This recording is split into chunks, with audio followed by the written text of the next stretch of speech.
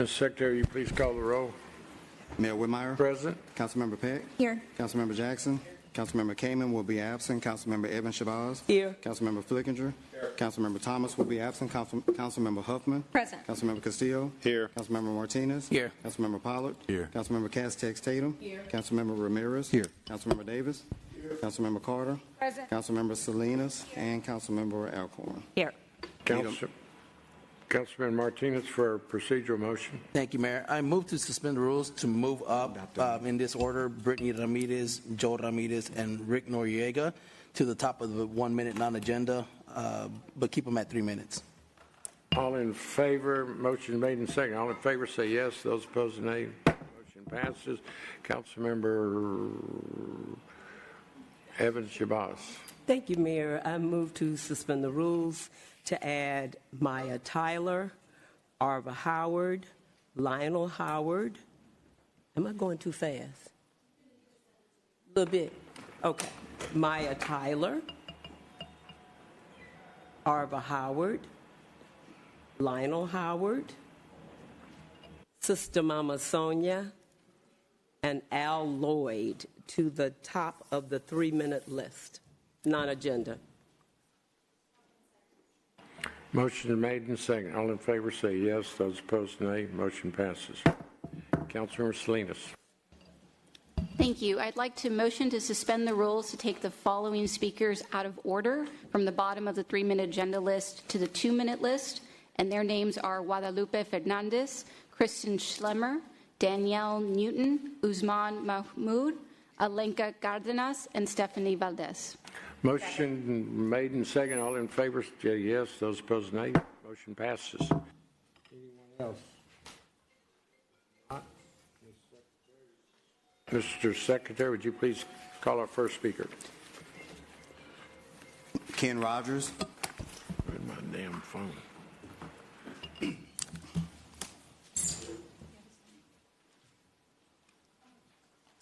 To be followed by Melinda Owens of Spring. Hello, Mr. Mayor, Councilmember Shabazz, Council Chamber. I'm here today. Actually, I signed up twice to talk. I want to talk about Trinity East and their building over there. I wanted to put that on your mind.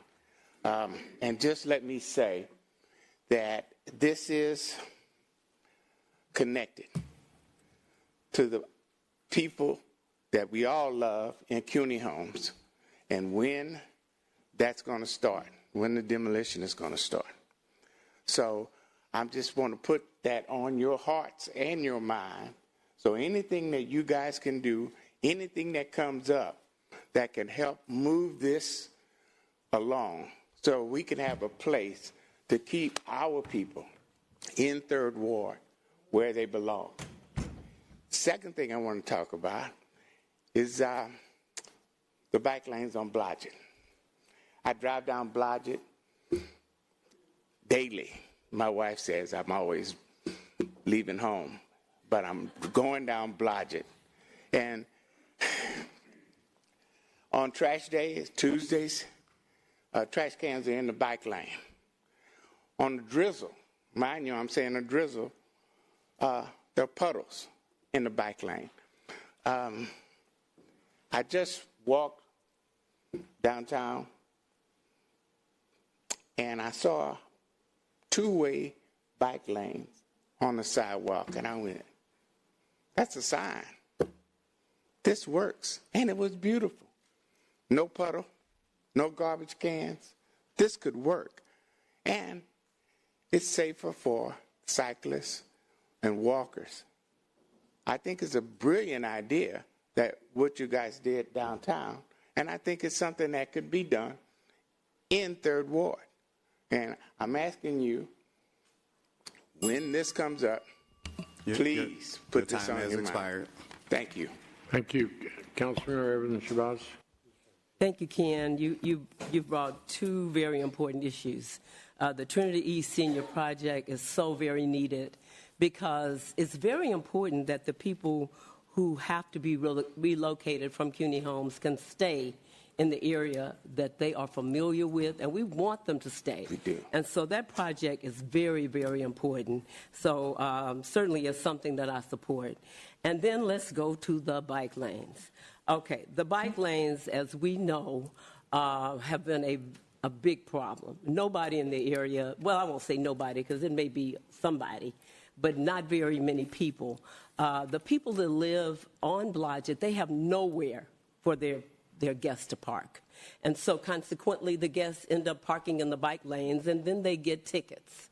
On trash day, the trash cans are everywhere. And so certainly I always have a concern for the students at Texas Southern University. If there is an opportunity, well, not an opportunity, an emergency, especially during an event, it's very, very difficult to be able to have them get out safely. It's a lot of things, but even more importantly, and you know, there's a group here, and they have come here to speak regarding the removal of those bike lanes.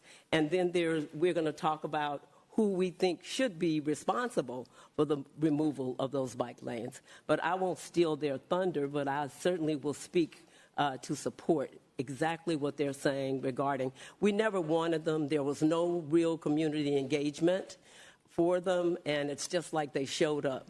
And the bike lanes do flood, and it was supposed to be a drainage project. And so that's a concern as well. So thank you, Ken. I appreciate you coming, and I look forward to the other speakers. Thank you. Thank you, Ken. Sir, Ken. Councilmember Ramirez. Hey, Ken, good to see you. Thank you for being here. Good to see you again. So you brought up two things. One is CUNY Homes, and Houston Housing Authority is rebranded, so I think it's Alliance Housing or Alliance Houston. Have you spoken to them about when that project might start? Matter of fact, I was in a meeting last night, and they said that demolition should start in August, hopefully. Hopefully.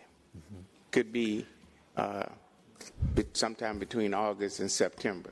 Okay. And so we have a lot of projected housing to go up. But like Trinity East, it hadn't even started yet. Gotcha. And so we're really concerned if this demolition is going to start, whether or not they have a place to put our people. And so that's really the concern. Okay. If we could just coordinate that, when we get the buildings up, then we can start the demolition. Then we have a place to put the people. Thank you for raising that concern. It's not within our control, but we can certainly reach out to the Housing Authority and see what they can do. The second thing you brought up was the bike lanes. Yes. And you mentioned that the way it's done in part of downtown you think works well, and that's 2 lanes, did you say on the sidewalk? On the sidewalk, right? Mm-hmm. Behind this building. Oh, behind this building. All yes. Right. Do you agree that in that neighborhood along Blodgett and 3rd Ward, there is a need for bike lanes or not? For the TSU students, mainly. I see them on their scooters. So the students use them? They use, but they can only use a portion of it, and that's where the apartments are. Mm-hmm. And to go, I forget which street that is, but it's up crossing the street and just a little ways that they can use it. Once they get past that point, then it gets really hairy. Mm-hmm. Yeah, I've heard that there's a higher percentage of residents in 3rd Ward who do not have a car. Have you noticed that? Yes, there's a lot of scooters. Mm-hmm. I see, and I support that. I'm a member of Friends of Columbia TAP, which there's tons of cyclists and scooters, and talking to them on Friday mornings at El Dorado, and listening to them talk, I understand and I get it. But at the same time, I think had they engaged the community, we could have come up with this plan that you guys have here at City Hall, which would have made everybody happy. There would have been a place to put your garbage can. They kind of deceived us and told us this was going to be a drainage issue. that they were having, but that's not showing up because there's puddles throughout. And I'm not talking about our Houston rain. I'm talking about a drizzle. And then all of a sudden we have a puddle in the lanes, which the cyclists won't drive through. Then they come out into the street to go around the puddle, which is dangerous. Okay. Thank you for your comment, Ken. Thank you. Councilmember Shabazz. Thank you, Mayor. And just in reference to what you're saying about a lot of people don't have cars. They don't have bikes either. They are not riding bikes. They are accessing public transit. And certainly we do have that connector that goes through the Third Ward particularly. But I promise you, if you were to sit there just for a day, you would see very few people riding, and I normally see them riding in the middle of the street when they do ride. But the statistics regarding the lack of cars is correct, but they have not replaced them with bikes. Thank you. Next. Melinda Owens of Spring, to be followed by Marilyn White. Good evening, Mayor Whitmire and council members. I am Reverend Melinda Owens, Senior Pastor of Trinity East United Methodist Church, and we strongly support the development of the Trinity East Village Senior Apartment Complex. Access to safe, affordable housing is a fundamental need. And as costs continue to rise, there are many individuals and families, especially seniors on fixed incomes, who are finding it increasingly difficult to remain in the community of Third Ward that they have long called home. So building affordable housing is more than a matter of convenience. It's a matter of dignity, stability, and fairness. And we at Trinity East United Methodist Church, we look forward to providing resources, being present, and journeying alongside all of the residents of the Trinity East Village Senior Apartment Complex. Thank you very much for your time and consideration. Thank you. Next. Marilyn White, to be followed by Herbert Green. Good evening, City Council. I do greet you. I'm Reverend Dr. Marilyn White. I am the Executive Director for the Trinity East CDC and have been working on this Trinity East project for years. It has been a project in the making, and we're so excited where we are right now. And I want to thank our City Council person for your support throughout these years to get us here. We have worked with the CUNY Homes community. As a matter of fact, I took a group of them with me to Austin when we had to go testify for the 9% tax credit. And all I heard from them is, Pastor, don't fail us. We've had so many promises and nothing has come forth. And we truly want to be able to have better living conditions. So I do solicit your support for the Trinity East Senior Project. Thank you so much. Councilmember, ma'am. Ma'am. Evan Shabazz. Thank you, Pastor, Dr. Marilyn White. This is another one, another pastor that has such a heart for the people. She has been so diligent with trying to get this project off the ground. And, you know, a couple of times she gave me the side eye, but I had to let her know that I am behind this project. And so I just want to reiterate that I appreciate your diligence, your heart for the people, because it's very important to make good on our promises. Yes. And this is one of the opportunities for us to make good on the promise of keeping people in the immediate area of the CUNY Homes. So I thank you so very much. Thank you. Thank you, ma'am. Next. Herbert Green, to be followed by Dolores Rogers.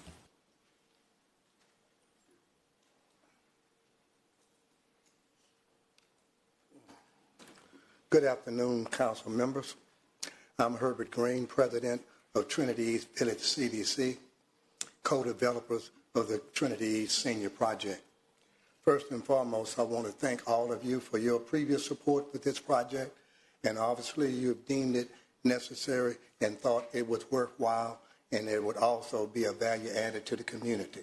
I want to give my personal thanks to our representative of District D, Carolyn Evans Shabazz. Thank you so much for your support. I have been pursuing this endeavor for over 30 years. We recognized early on that due to the deplorable housing circumstances in the Third Ward, principally caused by redlining and so forth, and lack of investment in the neighborhood, is that we needed to do something. And rather than curse the darkness, we felt that we should light a candle and try to brighten the neighborhood. And in doing so, we pursued to do this project as a senior citizen project, and we hopefully in the future will do a family project. I thank you for your previous support, and this project will be and provide decent, safe, and sanitary housing for the residents of Third Ward. 2/3 of the units of this particular project has been dedicated for displacement housing for those in the CUNY home community. So it's not only serving our needs and our purposes, but it's also serving the needs of the redevelopment of the CUNY home project, as well as providing resources, social activities, and so forth for people in the neighborhood. And again, I thank you all for your previous support, and if you deemed it necessary then and worthy, I hope that you will do so again. And all thanks to you, and all glory and thanks to God. Next. Dolores Rogers, to be followed by Guadalupe Fernandez. Good evening, Mayor and members of Council. I'm here on behalf of the Emancipation Economic Development Council regarding the Trinity East Village Senior Project that is scheduled to be built on Live Oak. This project includes the CUNY homes, and its residents are very important to our community. This project will allow the CUNY homes members to remain in their beloved community. It is also an opportunity for the city to live up to the promises of providing low, really affordable housing to the citizens of Third Ward. It's an opportunity for residents to live in dignity and safety and not be displaced. And so you will be considering an item to continue funding, and I'm here to urge you to support that item. The second thing I'd like to bring to your attention is that about bike safety and the bike lanes. Communities have to work together on solving community problems. This bike lane has created, maybe the inception of it was a good idea. The bike lane and bike cyclists who bike all the time say it's the bike lane to nowhere. It's just budget, and it doesn't really connect to the main bike lanes. But that being aside, I think that the city does need to move forward with projects where cyclists and citizens can reside together. And to me, that is commingling large sidewalks. You see that on university campuses. They have, wide sidewalks. They don't have dedicated bike lanes.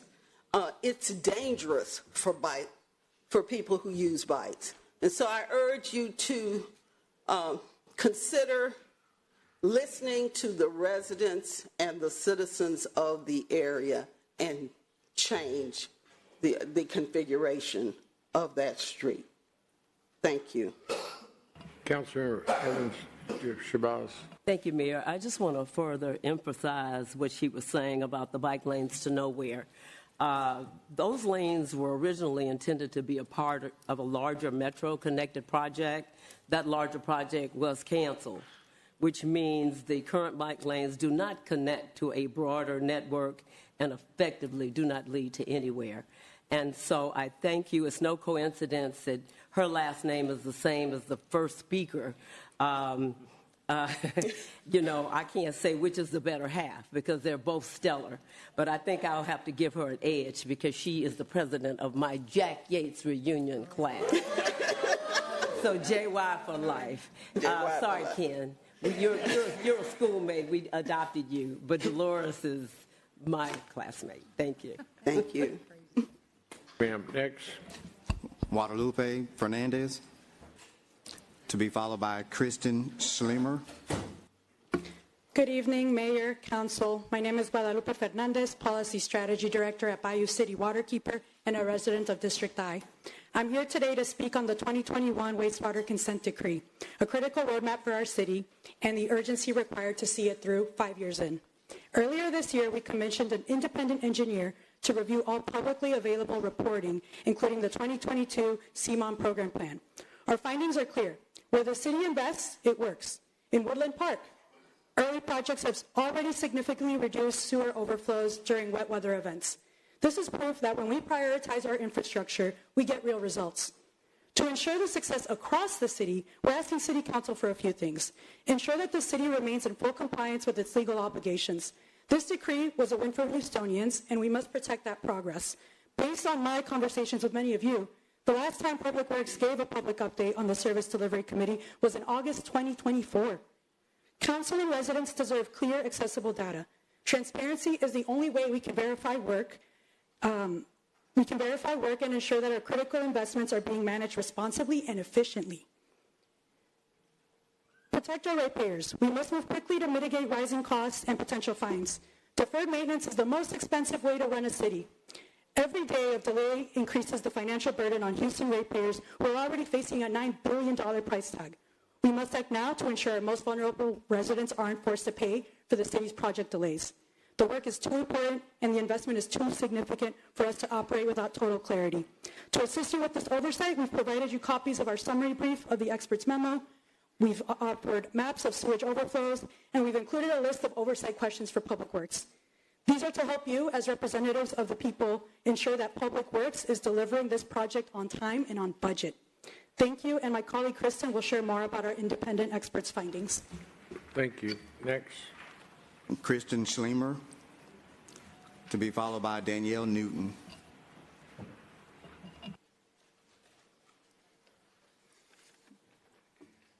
Good evening, Council. I'm Kristen Schlemmer. I'm the Co-Executive Director at Bayou City Waterkeeper, and I'm a District H resident. I've been in this role since 2018, and so I think it was my first day on the job. I was already thinking about Houston's sewage problem.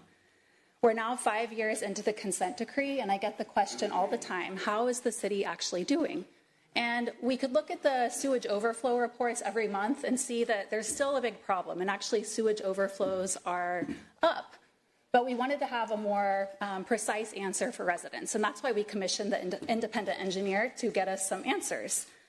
And the report from the engineer is inconclusive. The results are mixed. One of the problems is unclear reporting, like Guadalupe just mentioned. But where the reporting is clear, yes, we've seen some progress, but we're also seeing serious delays. We've also seen unmet deadlines.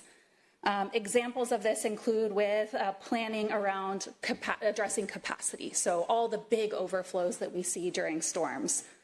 Three major projects are being delayed almost to the end of this consent decree. So we're going to get to the end of the consent decree and only be dealing with some of the most significant problems this city is experiencing.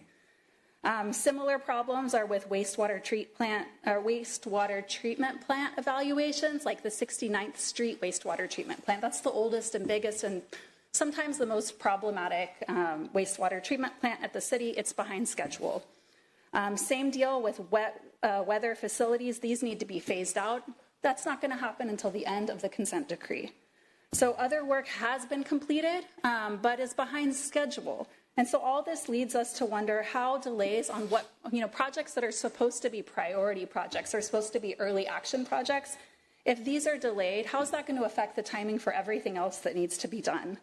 And this raises just like the bigger question, with 10 years left in this consent decree, is the city legitimately on track to finish all required upgrades by the 2036 deadline? And we hope this council will ask that question of Public Works. Thank you. Thank you. Next. Danielle Newton.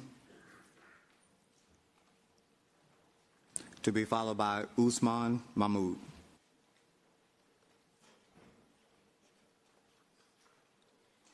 Good afternoon, City Council. My name is Danielle Newton. I'm the Communications and Design Specialist with Bayou City Waterkeeper. I'm also a community member of District A as well. I want to start by saying that if you live in council districts B, D, F, H, or I, your community is more likely to experience sewage overflows than anywhere else in Houston, meaning that your neighborhood faces a higher risk of exposure to harmful bacteria, contaminated water, and serious public health risk as a result of sewage overflows and exposure. With me, and y'all received the maps. Those are 2 maps using data directly from Houston's 311 wastewater reports. One shows overflow hotspots since the adoption of the consent decree in 2021, and the other shows overflow locations by council district. And if anyone here would like a copy of those maps, please come see me. Together, they show a clear and consistent pattern that overflows are not evenly distributed and that they are concentrated in specific neighborhoods and districts. And those neighborhoods are located in districts B, D, F, H, and I. I'm just saying that again. However, sewage overflows do occur across the entire city of Houston. So whenever you layer this data with income, demographics, flood risk, and social vulnerability, the same areas that are already facing the highest infrastructure burdens continue to see the worst outcomes. So the data shows us that the road to zero overflows is not moving at the pace that our neighborhoods deserve, and the slow pace has consequences with the consent decree, such as increased costs, costly penalties, and potentially rising fees for community members each year. The city must zero in on priority areas that have already been identified and the hotspots that you see before you. It means investing in these high-burden communities sooner rather than later. So you have the data. I'm just hoping that you'll be able to drive decision-making. Thank you. Next. Usman Mahmood.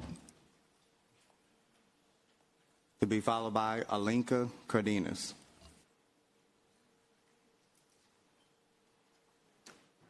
Good evening, council members. My name is Usman, and I'm also with Bayou City Waterkeeper. 5 years ago, Houston entered a federal consent decree to fix its sewer system. We're here today because we want to make sure that work stays on track. Earlier this month, we were in Washington, D.C., advocating for Houston, pushing for the federal funding this city needs to actually get the work done. We want to see this succeed. At the same time, the cost of this infrastructure overhaul keeps going up, and delays in project completion means costs will continue to rise even beyond the 2024 reported tag of $9 billion. The city needs to be aggressively pursuing federal and state funding to bridge this gap. These funding and repairs matter because Houston floods randomly and rapidly. And when sewers fail during a flood, it becomes an infrastructure problem and, more importantly, a public health problem.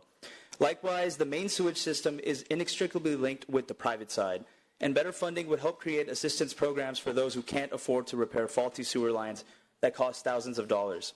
As you've heard from my colleagues, we're here to be thought partners with the city on the issue, and advocating for funding that gets us to our shared goals is one way we can do that. So as we're asking you to push Public Works for better transparency and stronger reporting, we also support conversations about a real plan for funding this work, doing so in a way that does not cost the most for people with the least. Thank you. Thank you. Next. Alinka Cardenas.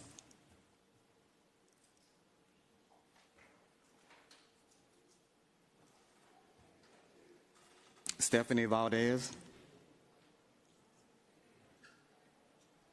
To be followed by Joe Ramirez. Good evening, Council. My name is Stephanie Valdez, and I'm here in support with my colleagues, but I lead the water program with the Coalition for the Environment, Equity, and Resilience. I'm here to talk about 2 things, the wastewater consent decree and the city's budget, and why they can't keep being treated like 2 separate conversations. The consent decree is not a suggestion. It is a legally binding commitment to fix a sewer system that has failed our communities for decades now. We're talking about raw sewage in our streets, in our parks, our bayous, and that burden doesn't fall evenly across Houston. The budget is where we see what the city actually does about it. And right now, the information we are receiving just doesn't add up. The cost of the consent decree has grown from $2 billion to at least $9 billion. Meanwhile, residents are paying more every year through rising water and sewage rates. Despite all of that, it is incredibly difficult to understand where the money is going and whether it's reaching neighborhoods that need it the most. We're giving reports, but not clarity, summaries, but not the raw data that we need to verify the progress.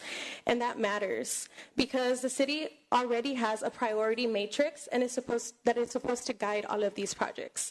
If we can't see the data, we can't see whether you all are keeping your promises or not.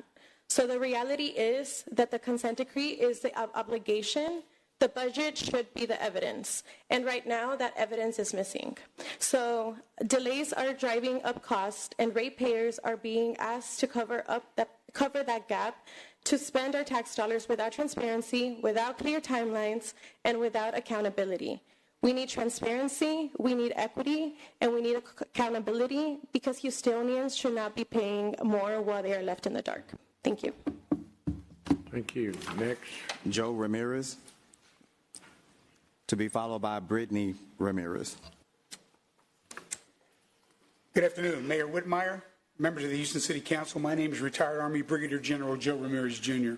And I'd like to thank you for the opportunity to speak today about the renaming of Cesar Chavez Street in Houston's historic East End.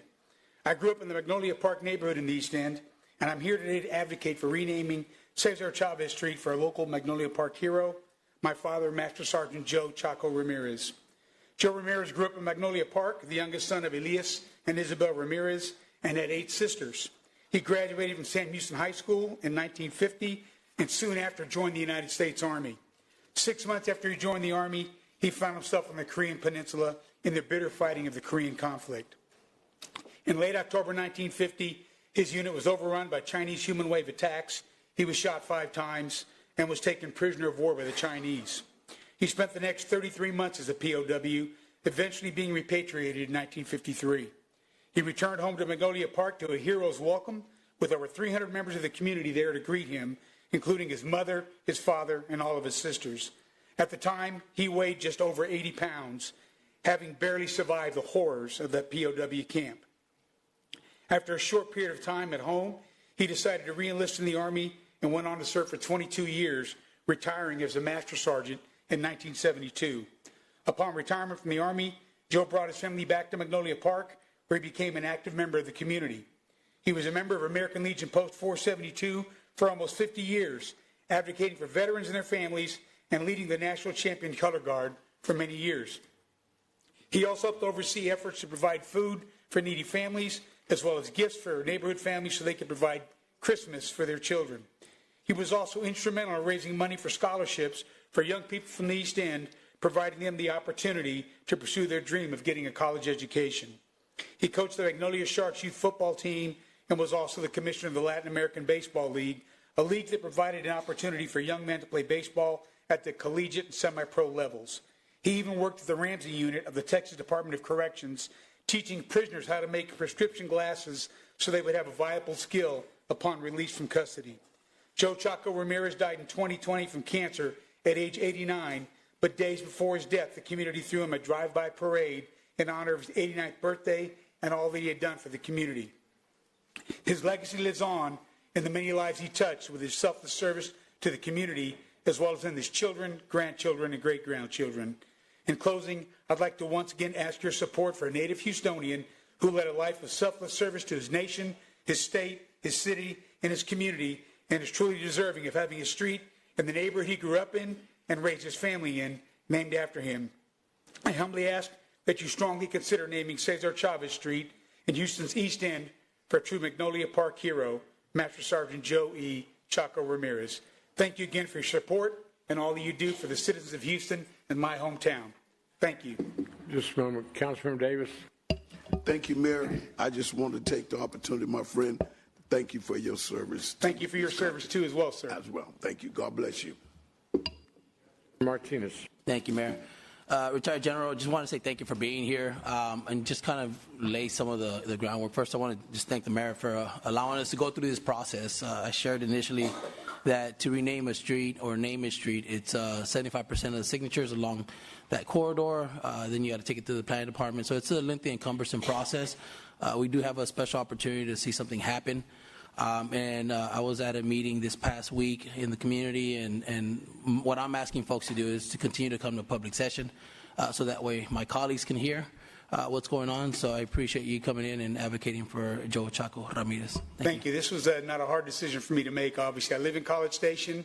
That was an easy drive to make, to come in today and advocate for naming that street after my father. And I realize it's a long process, but I'm thankful that we're at least considering people from Houston and Houston's East End to be named for that street. Yes, sir. And thank you for your service as well. Thank you. Councilman Ramirez. Thank you, Mayor. I'm sorry. Evan Chavez. Just a second. I'm sorry. Thank you, Mayor. I'm going to tell you, I was kind of looking off when you first got up there. But when you said who you were, I had to look at you with so much respect. And so I, too, want to thank you for your service and really appreciate that you have come forward to give the community another option, in the process. Thank you, ma'am. So, thank you so very much. Greatly appreciate it. Thank you. Councilman Ramirez. Thank you, Mayor, and thank you, sir, for your service and for being here and for sharing a little bit about your father. Truly was a great man, a hero. And I had the opportunity to attend the meeting last week at the American Legion Hall, and there was a lot of support for naming the street after your dad. And so whatever is decided, truly, thank you for sharing, about what a hero your dad was. Thank you. Thank you very much. I hoped to be there last Thursday. Unfortunately, I had rotator cuff surgery last Thursday, so I was not able to make it, but I greatly appreciate your support in this effort. Let me personally thank you for the good times we've spent together. Mayor, it's great to see you again. And again, thank you all for what you're doing for this great city of ours. Thank you for your service. Be safe. Thank you. Same to you. God bless you. Thank you. Next. Brittany Ramirez. To be followed by Richard Noriega.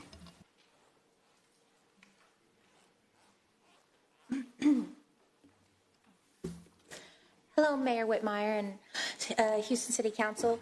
First of all, I want to express my gratitude in granting me this opportunity to speak on the matter of renaming Cesar Chavez Boulevard in Houston's East End. My name is Brittany Ramirez, and I'm here to advocate for Cesar Chavez Street to be renamed after a local hero from that neighborhood, my grandfather, Master Sergeant Joe E. Chaco Ramirez.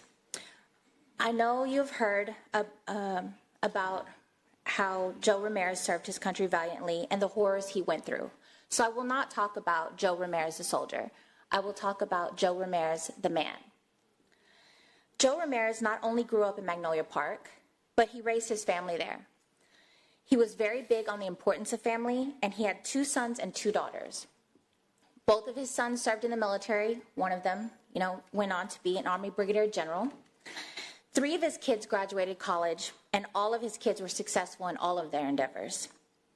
He went on to have grandchildren, great-grandchildren, nieces, nephews, all who would become nurses, firefighters, teachers, political activists, lawyers, and politicians, and so much more, all because of the values that he instilled in us. Joe Ramirez taught us the value of integrity, of hard work, to always be proud of where you come from, to always stand up for what is right, even when it seems the whole world is against you, and to always stay positive and keep your faith, even in the hardest of times, and to always serve others and give back, especially to your community. His unwavering commitment to serving others and giving back to his community left an indelible mark on those around him. The value of always giving back was a significant one to Joe Ramirez, as he considered his neighborhood to be his family. He not only imparted these values to us, but he demonstrated it through his actions.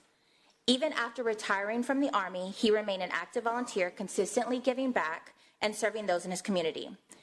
He would often bring all of us along when he volunteered at charities, spoke at events for veterans, And we would also help deliver house items, clothes, and gifts when he would adopt families every holiday. He was always there for his family and anyone in the community who needed him. He taught us the importance of loving our God, loving our family, and loving our country. It is because of the values that he instilled in us and the love and support that he showed his community that so many members of his legacy have gone on to achieve success and have become contributing members of society. In conclusion, I would kindly request your support in naming Cesar Chavez Street after Master Sergeant Joe Chaco Ramirez, a man who spent his entire life selflessly serving his God, his family, his country, and his community. Thank you. Next. Richard Noriega, to be followed by Roy Hirsch. Thank you, Mayor and Council members. And first of all, I'm also a member of American Legion Post 472, one of the finest American Legion posts in the community, if not in this country, in my opinion. And I want to thank those council members like Council Member Davis, Council Member Ramirez, the Mayor, Council Member Martinez, Council Member Castillo, and others who frequent the American Legion Post, not just at certain times, but frequently. Thank you for always being a part of the community in Magnolia Park. I, too, am here to advocate for the renaming of Cesar Chavez Street for Master Sergeant Joe Chaco Ramirez. As was mentioned by Brigadier General Ramirez, the Army value that he truly represented was selfless service. Constantly, even though he spent 1,000 days in imprisonment in North Korean and Chinese prison camps, those of you that don't know his story, the family did not know where he was during all that time until a Life magazine story came out that showed North Koreans taking American journalists to POW camps to show as a propaganda tool that they were being treated fairly. It was only then that he was spotted in the magazine of Life magazine that he was pictured there. When he was finally returned to the United States, he was greeted at Hobby Airport as he exited the tarmac by the mothers of Magnolia Park that greeted him. He, from that point, went to Immaculate Conception Church with his mother to give prayer and thanks for his return home. As was mentioned by General Ramirez, he re-entered the military service, but upon his return to retirement, he continued to serve his community. If you don't know where you come from, how do you know where you're going? And he's representative of what we need to instill in all of our children throughout our community, to be proudful of where you came from and to be able to continue to give back in the manner of selfless service as Joe Chaco Ramirez. When I got pinned, I made it a point to go to Post 472, Councilman Davis, and I had Chaco pin me in our American Legion post. It was that important to me. In addition, when my father passed, who was a veteran of the 82nd Airborne, Chaco was the one that delivered the flags from my father's coffin to my mother. And I can only imagine how many flags Chaco gave to other loved ones throughout the city of Houston as a member of that honored detail. So I humbly ask and respectfully ask that y'all consider the renaming of Cesar Chavez Street for Master Sergeant Joe Chaco Ramirez. Thank you. Just a second, Rick. Councilmember Carter. Thank you, Mayor. Good to see you, Rick. Thank you for coming down. And you all have painted a beautiful picture of one of our nation's greatest treasures, a veteran, and what a great man, serving his country, his community, God, and his home. And just thank you for coming down and advocating for someone. Sounds like they're very deserving. And you, too, are a Brigadier General, last time I checked. Thank you for your service. Thank you, Council. Councilmember Davis. Thank you, Mayor.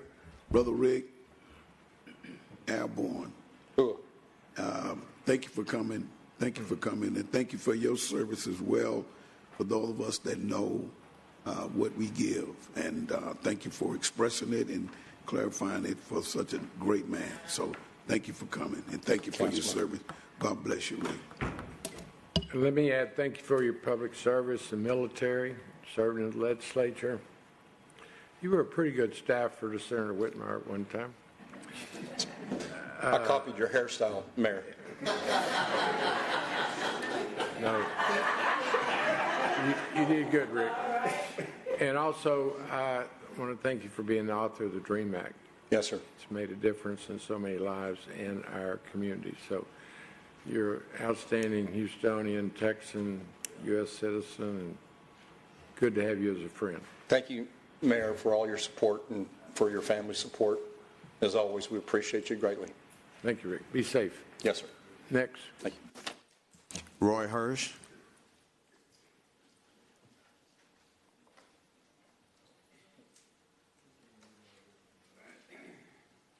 Renee Hudson.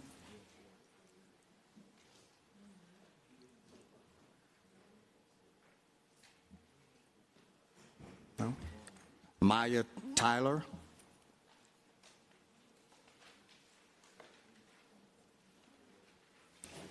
To be followed by Arva Howard.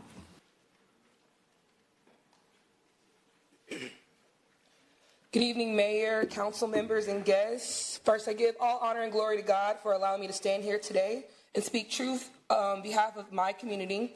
My name is Maya Tyler, and I'm here because the people of my neighborhood are frustrated and tired of the bike lanes and bus ports on Blodgett Street. Let me be clear, we understand that City Council did not create this problem for us. However, someone did, so we would like for it to be solved. Commissioner Rodney Ellis pushed a project onto our community that may have looked good in the press release, but has failed us in real life.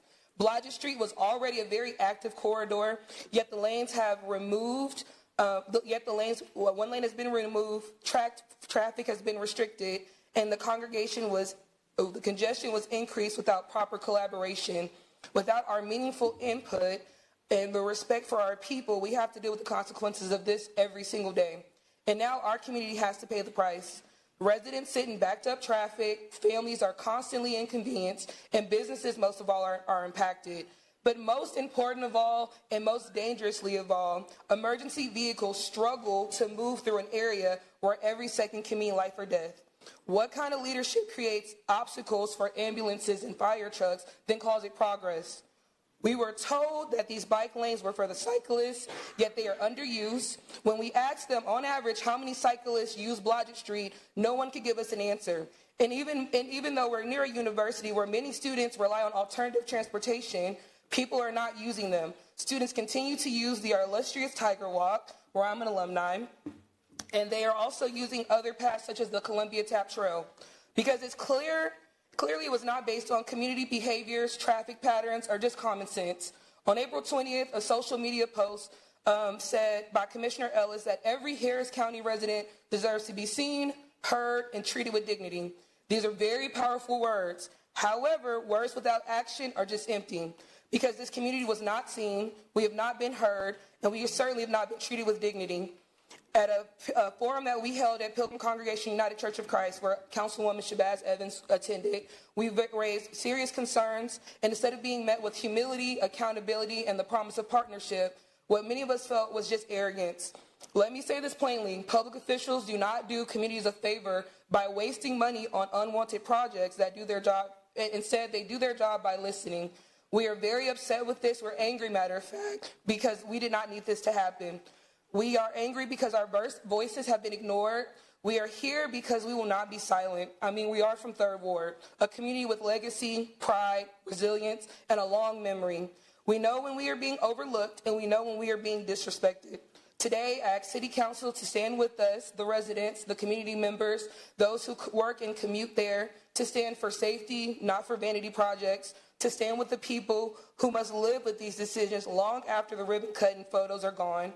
We want action, accountability, and the removal of the Blodgett bike lane. Your time has expired. Thank you. For Evan Shabazz. Thank you, Mayor. Did you finish what you were going to say, Maya? Thank you all. Well, I want to say I met Maya years ago. She was a leader at the Texas Southern University. Very illustrious. I almost want to stand up and applaud and salute you. Your words were so true. In terms of how this project happened. And certainly, speaking from the perspective of TSU's future growth, the campus safety. I have sent the mayor pictures of the congestion in the area that the people have to go through. And it's not just during the week, it's also on Sundays. And, you know, the ability to manage special events and daily garage access cannot depend on a one-lane street configuration that creates congestion, confusion, and access challenges.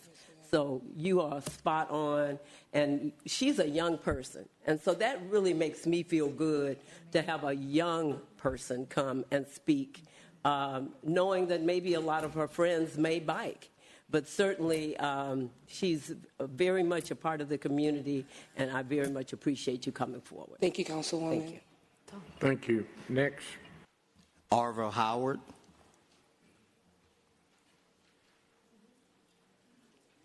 To be followed by Lionel Howard.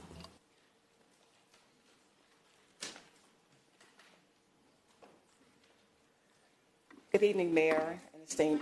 I'm sorry. Is it on? Okay. Jack 8 Senior High School forever, 100 years this year. My name is Arva Howard, and I have lived within 1 block of Blodgett and Tier Wester my entire life. I have seen my neighborhood through storms, celebrations, and renewal. And that's why I'm here this evening to speak on those of us who rely on Blodgett and Tier Wester every day to enter and exit our homes, to get to our churches, to our stores, to our jobs, and to our schools.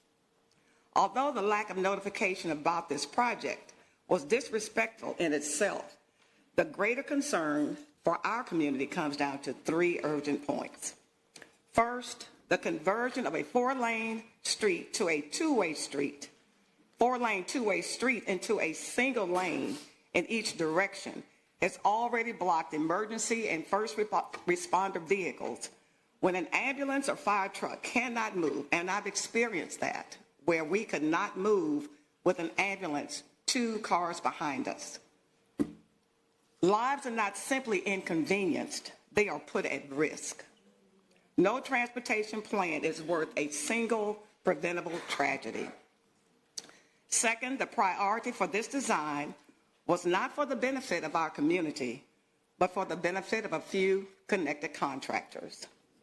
And third, this process sets a dangerous precedent, allowing county officials influenced by outside advocacy groups who do not live with the daily realities of our streets to impose changes without transparency, community engagement, or without respect for the people who call this neighborhood home. We were not consulted, we were not heard, and we were not engaged, and our lives have been rearranged for the last 3 years. We are not against progress, we're not against cyclists, but progress cannot mean ignoring the people who bear its burdens.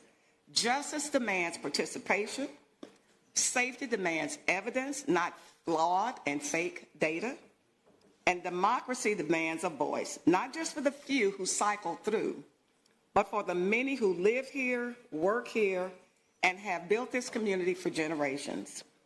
So I'm asking not for a favor, but for fairness. Not for conflict, but for correction.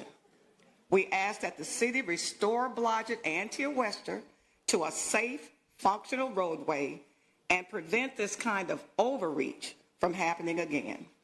Our neighborhood deserves a process that respects us, a process that protects our elders, of whom I'm one, and a process that Harris County constituents deserve governance that is fair and cooperative. Thank you for your time and your leadership. Councilmember Evans Shabazz. Thank you, Arva. Did you finish your statement? I did. Okay. And in addition to that, you know, I was here when they did that, and there was never a vote for council to approve the use of those streets. And that was sidestepped because they knew they couldn't get the support. And so if it comes down to who really needs to remove those bike lanes, it needs to be a county project because they put them there without permission. So I just wanted to add that because you and I have talked about that. I know when we did come here in January, I think it was 2023, and it was on the agenda. And they pulled it. And we had a lot of discussion, and when that administration saw that the support and the votes were not there, he took it off the agenda.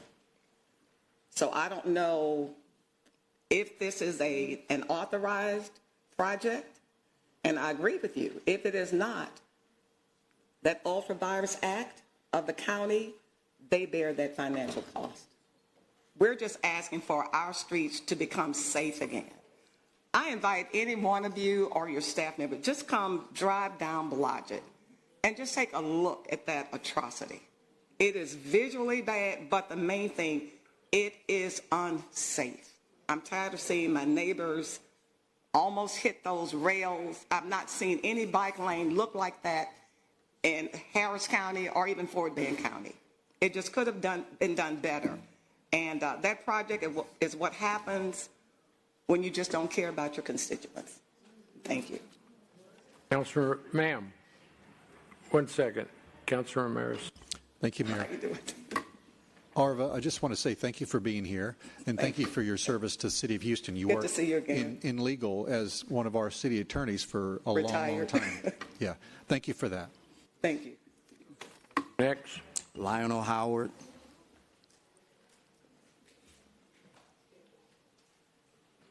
To be followed by Sister Mama Sonia.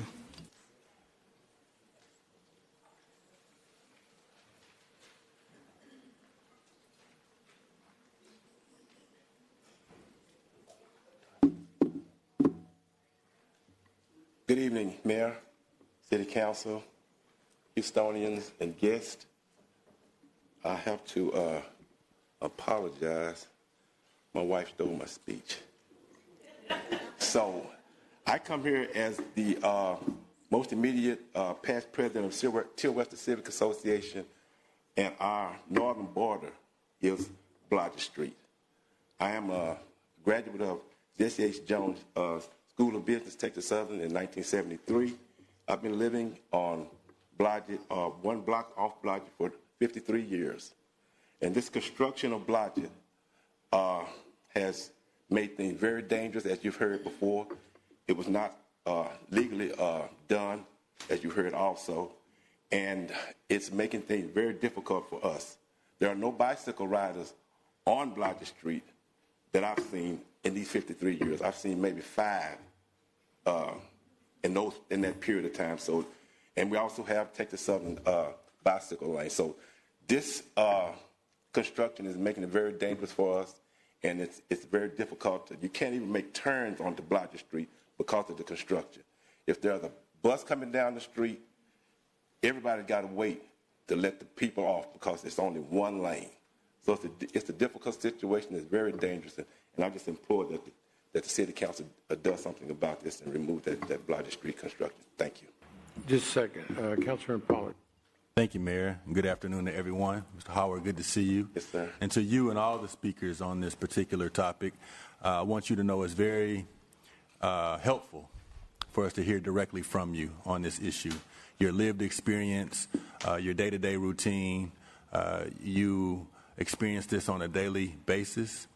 And the council member and I spoke about this item when it was supposed to come before us back then, and we foresaw this happening. And I want to give her credit for continuing to keep this on the forefront and advocating on you all's behalf. She does it weekly, and I think it's because it's such an important issue for you all and as a community. And so your time here today was helpful for us all to hear directly from you, and I'm a strong believer that the community should dictate what they want within their community. You're the ones that live there every day. You're the ones that invest in that area. And so you should be the deciding factor on what amenities and what projects are there. So I appreciate your commentary and everyone else on this topic as well.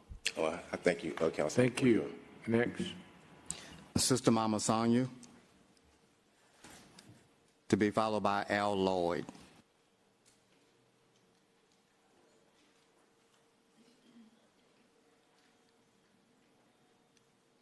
Greetings, servants of Houston. Asante Sana, Councilwoman Carolyn Evans Shabazz, for your stellar lioness representation and support of the trade. Cut us, y'all, and we bleed crimson and gold. Hail, JY. Have you ever been on a path to nowhere, just driving along a path from going here to there? There's a bike path on Blodgett that's a path to nowhere. It was built with no input or blessing from our community. It was put there with no third ward scrutiny. I polled some third wardians and asked how many bicycles they have seen in the path. And like me, they've seen no one on the path to nowhere. I witnessed an emergency vehicle just trying to get by. And with the lanes all messed up, they had to wait precious moments until it was clear. Those precious moments could have meant a difference between the death and life of a life so dear. 65 years ago, I moved to Third Ward with my parents and have seen Blodgett go from 4 usable lanes to 2 dangerous ones. We need all of our lanes back, our streets safe and usable. The need for secure pathways is irrefutable. Third Wardians are asking that you listen to us and hear our plea. Please support the removal of the bike path and do what's right for restoration of our blacktastic, black awesome, blacknificent community. I leave you with the song I share at the school board meetings. Listen to us, hear us, respect us, don't ignore us. We hope you really care about us. Councilmember Salinas, Councilmember Salinas. Sister Mama Soldier, I just wanted to say it is such a pleasure to see you. You always brighten my day. Thank you for coming. Thank you for sharing your perspective. Thank you for everything you do in community. Thank you. Next. Al Lloyd.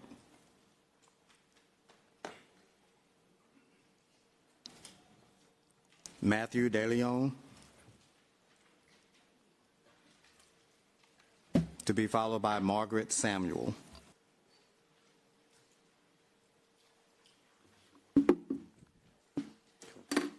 Thank you, Mayor and City Council, for your time today and your service to Houstonians every day. My name is Matthew DeLeon. I'm here as a community innovator. But the reason I'm here is because my vehicle was towed off 20th Street in the Heights on March 4th in the public-private right-of-way by Space City Auto Storage. I reached out to almost every City of Houston department to figure out how I was legally towed, but all refused to give me a definite answer with a city ordinance to tell me what I can do so I can take this to court.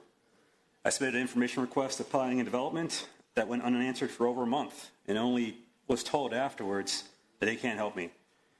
I even asked help from my Councilmember Amy Kamen's office, and their office was also given the runaround, so eventually they washed their hands from the situation. So it's been 2 months now, and I still don't know if I was legally towed or not. And I believe this is a failure on City of Houston staff. But that's not all. In my research, I found out this tow company had expired permits with the state of Texas, is putting wrong information on the tow receipts to prevent people from taking them to court, and also using another company's name and permit illegally to operate in the City of Houston. I tried filing a complaint with HPD, but that went nowhere, and the company's still operating right now, allowing to tow Houstonians illegally in the Heights. And this makes me think what other companies are doing this also. This is a simple problem that can be fixed easily. And I have a solution to prevent this from happening again. But my knowledge on HPD auto dealer permitting is limited because it's been hard to get information from them. But one, the LDO division should require tow companies to list their state licensing in their enterprise database, so when that licensing expires, City of Houston knows about it. Second, retrain public-facing auto dealer staff to be more helpful with tow victims with tow regulation. Some are a little standoffish. And third, City of Houston consider regulating tow signs for each sign has an ID tied to a tow company and tow justification. Right now, it seems like anybody can put up a sign and tow Houstonians with no regulation on the front end. Again, this is a simple problem that can be fixed, and I'm willing to help.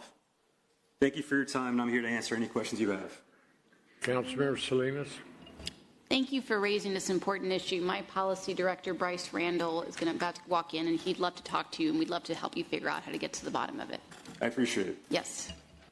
Thank you. Next. Margaret Samuel,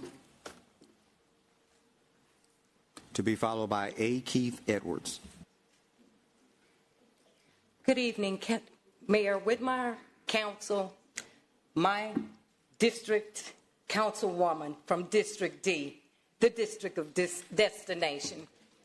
I am a 3rd Ward resident. I have grown up in 3rd Ward. I've been in 3rd Ward 64 years. Let me say that. I live 1 block from the Blodgett bike lanes. I am an alumni of Texas Southern University. So I understand that Texas Southern has events, and we do not want to stop them from having events. But these bike lanes have created a disaster, not only for us as residents, but even for the university.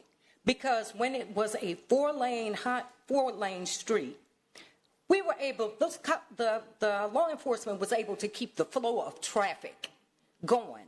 Now they can't, because even at homecoming, it was a disaster. They had cars parked in the bike lane because they couldn't stop them. And the problem is that there are bus pods that were placed in the middle of those lanes. So there's nothing you can do. The ambulances cannot get around them. And the situation that I'm afraid of, because I believe in being proactive and not reactive, is that during one of these events, one of my neighbors, if not myself or someone, their homes are going to catch on fire, or they're going to be sick, and the fire department can't get to us because all of that trouble that happens because of the congestion on Blodgett bleeds over into the neighborhood. And they park on both sides of the street. So we can't do anything. During homecoming, I was out there directing traffic like I was the police. And that is unacceptable for us. The bike lanes go nowhere. If you go down to Scott, the bike lane stops in a driveway, in someone's driveway across Scott. And if you were to keep riding, you're going to ride into a dead end. There's nothing down there, and it will never be anything down there because University of Houston's parking garage is there. So unless they bulldoze that parking garage, there'll never be anywhere. So whoever designed those intrusive bike lanes, they need to be talked to as well because they were poorly designed. I've had friends to come into the neighborhood to come see me. They ride down Blodgett. They come from other parts of town. And they're asking, Margaret, what are these? I've never seen any bike lanes like this. We feel the same way. So I thank you for giving me the opportunity to speak. And I conclude. Thank you. Thank you, Margaret. We have a new activist. He has been very, very diligent about this. But I want you to share something. I believe you did a petition. I did. And how many names do you have to date on that petition? I have approximately 345 names. And a lot of those people were not able to come because we do have an aging area. And one thing I do take to heart is when I hear people say that people in 3rd Ward don't have cars. That is, I don't know where those numbers come from, but that is skewed. Excuse me. That was a slip. Those numbers are skewed because, again, I live from Wentworth. If you come from where I live over to McGregor, there is not a resident in that area that does not own a car. Most of them have 2 to 3 cars because they have children. So I don't understand where those numbers came from. But again, that was something that was forced on us. I thank you for giving me the time to speak. You're welcome. Thank you, Margaret. Thank you. Next. A. Keith Edwards, to be followed by Thomas Dale. Good afternoon again, Council and Mayor. you don't mind if I could take a quick second, and Councilman Powell, I appreciate you recognizing that the community is important and that their voice is important. I'd like for the community to stand. And what you see behind me are concerned citizens who left their houses tonight, stopped watching Jeopardy to come down to this meeting. The current configuration of bike lanes placed on Blodgett Street between Scott Street and Ennis has created a number of unintentional challenges for residents and commuters alike. Was once a 4-lane roadway serving as a direct, efficient corridor to Highway 288 has been reduced to 1-lane road with traffic flowing opposite directions. This change has significantly increased congestion, created traffic delays, and raised safety concerns for both motorists and pedestrians. In addition to traffic issues, the redesign has complicated essential services such as weekly garbage collection, where limited roadway space had made routine operations more difficult. There are also emerging infrastructure concerns, including drainage problems in certain areas where standing water remained for several days after following rainfall. These challenges are further intensified during peak activity periods associated with Texas Southern University, including class schedules, transitions, homecoming events, concerts, basketball games, and other events. During these times, the reduced roadway capacity struggles to accommodate increased traffic volume, exacerbating congestion and limiting accessibility for residents and visitors. This proposal does not oppose the concept of bike lanes or the importance of cyclist safety. Rather, it advocates for a more strategic and effective placement of bike infrastructure. In areas where current bike lanes are underutilized, consideration should have been given to relocating them to corridors where they can better serve the cyclist community without compromising vehicle flow or public safety. Ultimately, the goal is to achieve a balanced approach, one that supports transportation while also ensuring the public safety, accessibility, and infrastructure so that we can facilitate what needs to happen in the community. I sent each council member on yesterday pictures, because I think pictures have speak 1,000 words. If you did not receive that, I have copies here. And I invite anyone into the community, and I will personally escort you in the traffic to show you just how congested and how important it is for us to take care of this issue. Your time has expired. Thank you very much for your time. Pastor, thank you for being here. I'm wondering, have y'all been to the county? Obviously, it was a county project approved by the city, but have you made such a compelling argument before Commissioner's Court? It's interesting that you asked me about that. We tried to get with the county. The county was supposed to meet with us. The county did not show up to the meeting that we were supposed to be at. And the county is a big county. Are you talking about your commissioner? Absolutely, our commissioner. That placed them there? Yes. Thank you for being here. Councilmember Evan Shabazz. Thank you, Mayor. And I want to add, the traffic is bad going east or west because people are coming to Texas Southern and they are having to kind of turn to go into the parking facility. And that means that the people that are coming from the east or the west are behind the traffic. And so it's a mess. And he has sent me countless videos.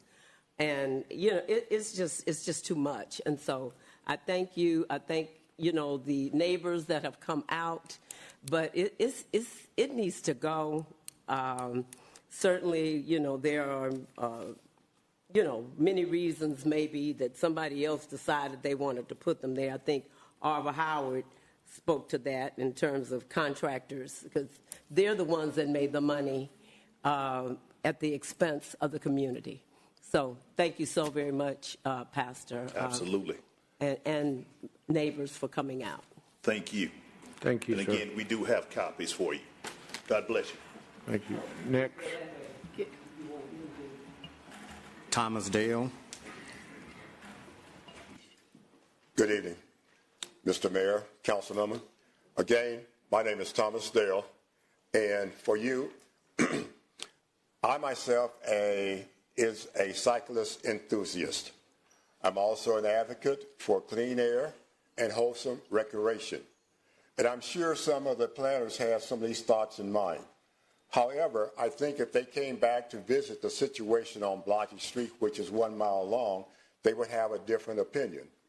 Blodgett on the east end extends into an intersection on Scott. And on the west end, it intersects Ennis. That 1 block leads into those 2 major thoroughfares. Why? I have no answer for that.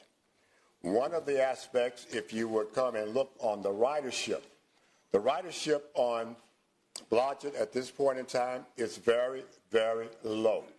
In fact, you'll probably see more bikers on the Columbia Gap Trail than you do on the actual bike lane.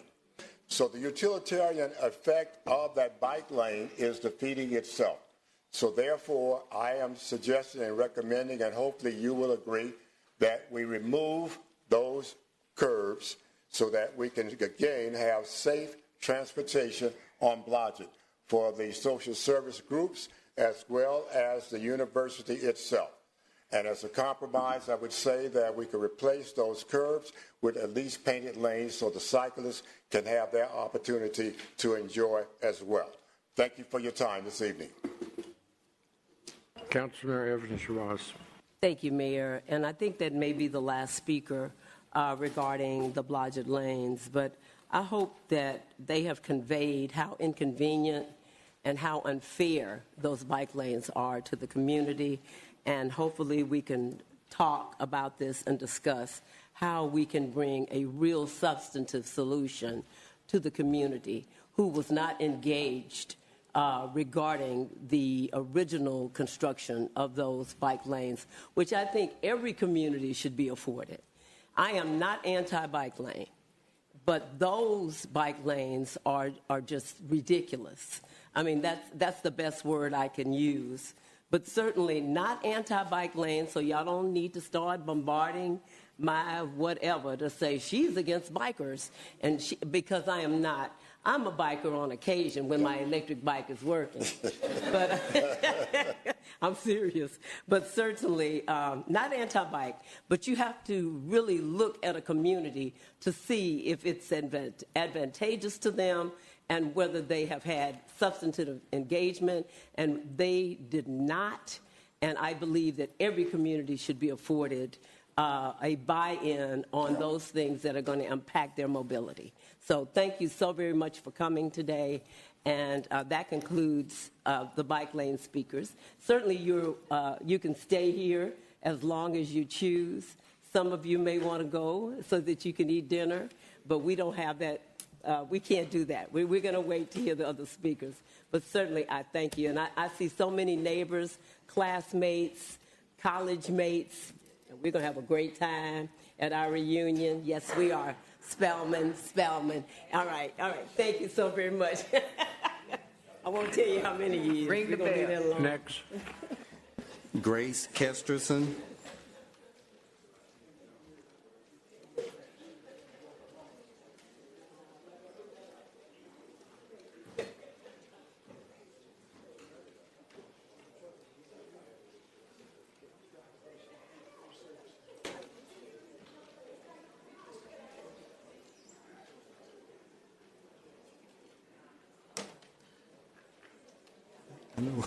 To be followed by Richard Vega. Good afternoon. I came here back in February with a request that you would do your part to ensure the safety and security for the community that they deserve. I watched as you feigned sympathy to the issues I spoke about regarding their safety and the fear that's felt by everyone in the community. The safety of children, all children, children who think they might need to protect someone from being illegally kidnapped if they're not fearing being taken themselves. That is, if they aren't busy practicing school shooter drills. I said in February, we cannot claim to be a city that celebrates and embraces diversity while letting families live in fear because of it. It seems you disregarded my statement and you bent the knee to Greg Abbott instead of protecting the community you swore an oath to. Even after you gave in, he moved the goalpost. So the children in this city watched leaders sell them out for funding instead of standing up for them or for what is right. And that is what our city will remember you for.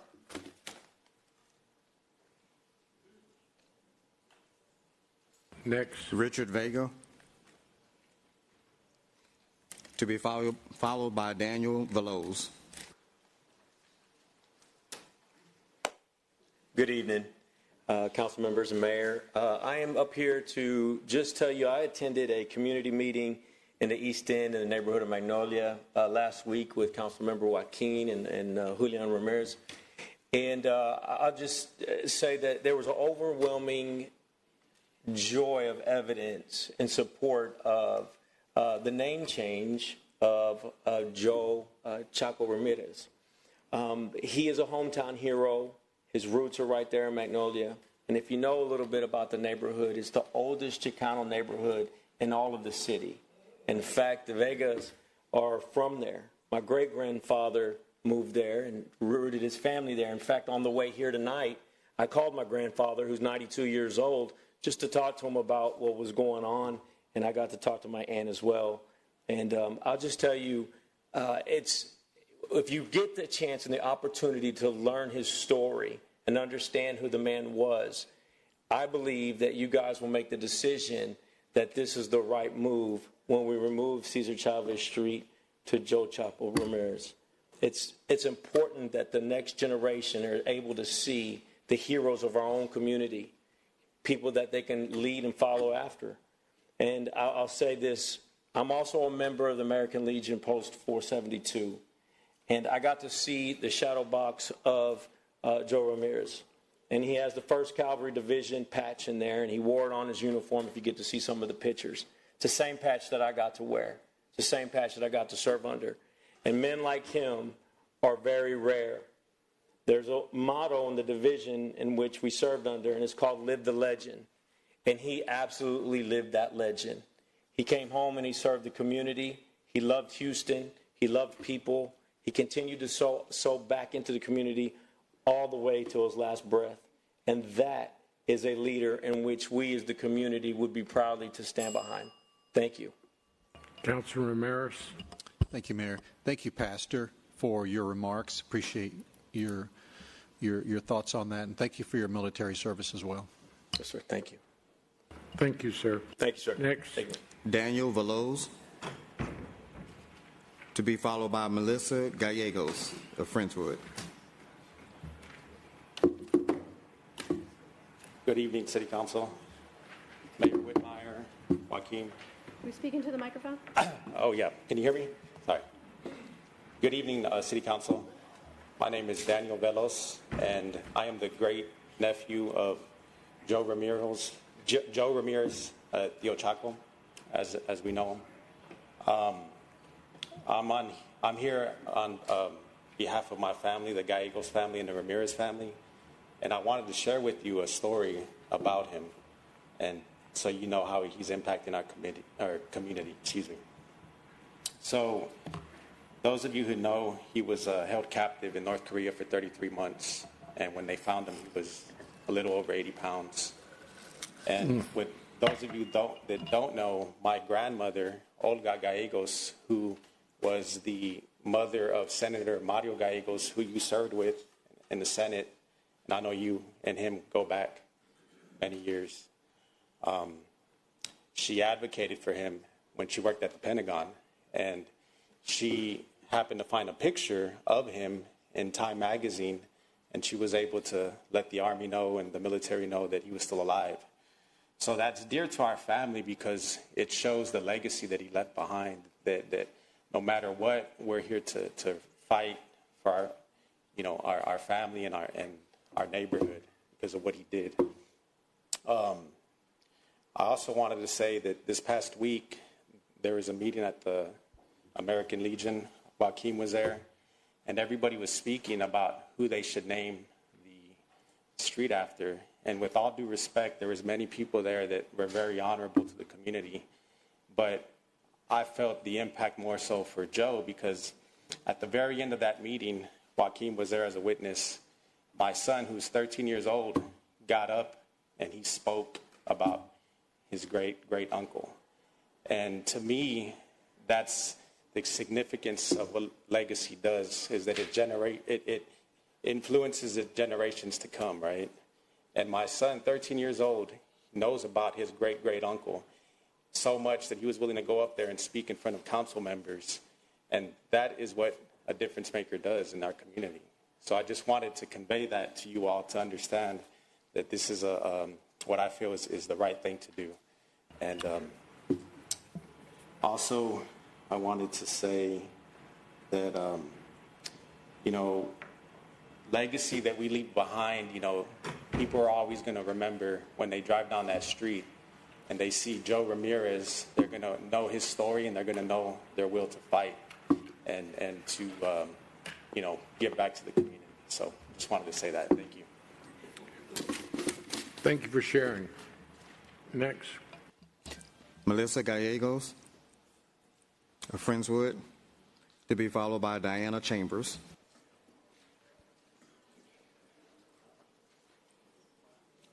Mayor, City Council, thank you for this opportunity to speak.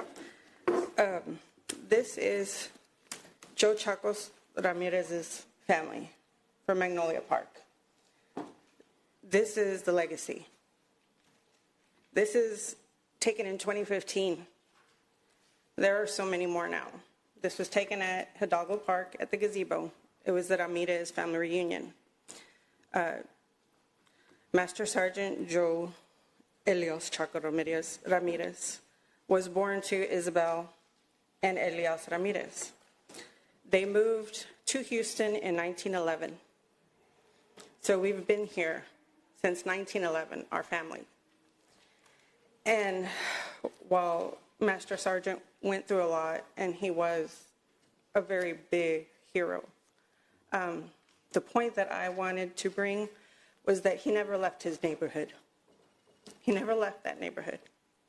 Even when he was in 33 months encampment, his heart was in that neighborhood.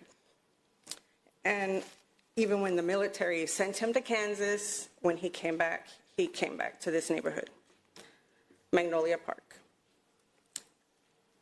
I just wanted to let y'all know that even renaming that street after somebody else, they would not be from that neighborhood. He lived in the same house for so many years, raised children. He was a Theo to all of us, to my dad, late Senator Mario Gallegos. He inspired these people to live life because that 33 months, he thought he wasn't going to make it back. And by the power of prayer, by his sisters, his many, many sisters, and his mother, who walked every day from Avenue L to Immaculate Heart, and walked. She walked. And you can ask people in the neighborhood, they saw her walk every day to pray for him.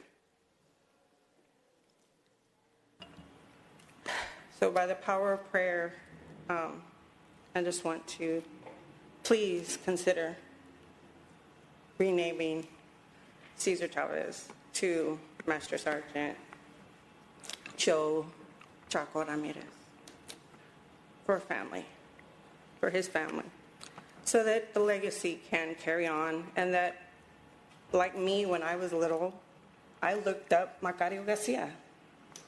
I didn't know who that was. I looked it up and I saw what a powerful, person he was. And hopefully other little boys and girls can see Joe Ramirez's name. Thank you. Go ahead. Are you finished? Take your time. They can see his name and look him up and be inspired, because he was inspirational. Thank you. Next. Diana Chambers.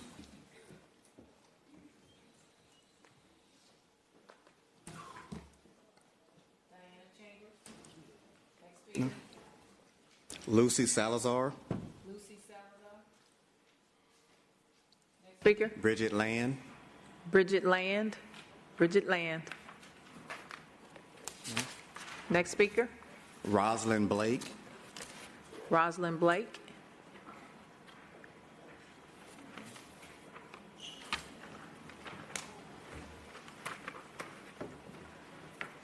To be followed by Leola Cornett.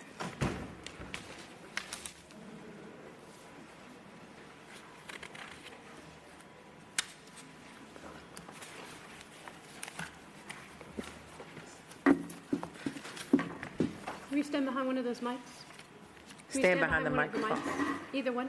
Thank you. Good evening, Mayor, Council, members.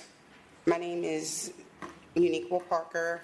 I live in District B, and I've lived in the Fifth Ward neighborhood for 30 years. I'm here to speak on the need for a people's budget in Houston so that my neighborhood can be safe from flooding without cutting funding for parks, libraries, and public health. It is absolutely wrong that my neighbors have been suffering from flooding that only gets worse year by year. City officials promised us drainage projects, and we are still waiting.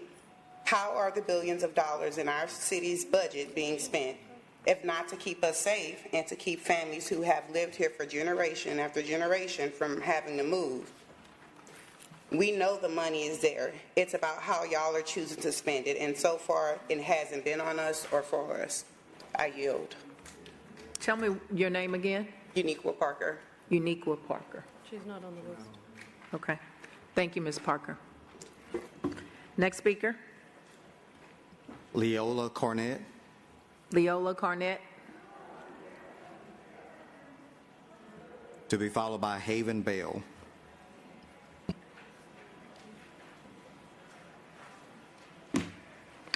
Hello, City Council. Thank you for allowing me to speak. I'm here to talk about a city budget that is for the people. The people's budget is an extension of years of showing up each year to City Hall to fight for a better budget, one that prioritizes residents and not just the bare minimum the city can do, but the things that make our lives in this city better. In the midst of an affordability crisis, a city as resource-rich as Houston should not have the nation's highest rate of people living in poverty. And more importantly, it should not be cutting its services or infrastructure investments in the slightest. And so our demands as the people of the city are quite clear. We demand that you prevent flooding by fully spending drainage funding increase from settlement agreement, strengthen flood prevention and public trust by protecting all stormwater funding for future diversions, prevent flooding by fully funding the ditch reestablishment program, strengthen city services by keeping them publicly owned, accountable, and free from privatization. When profit becomes a priority, quality and the public suffer.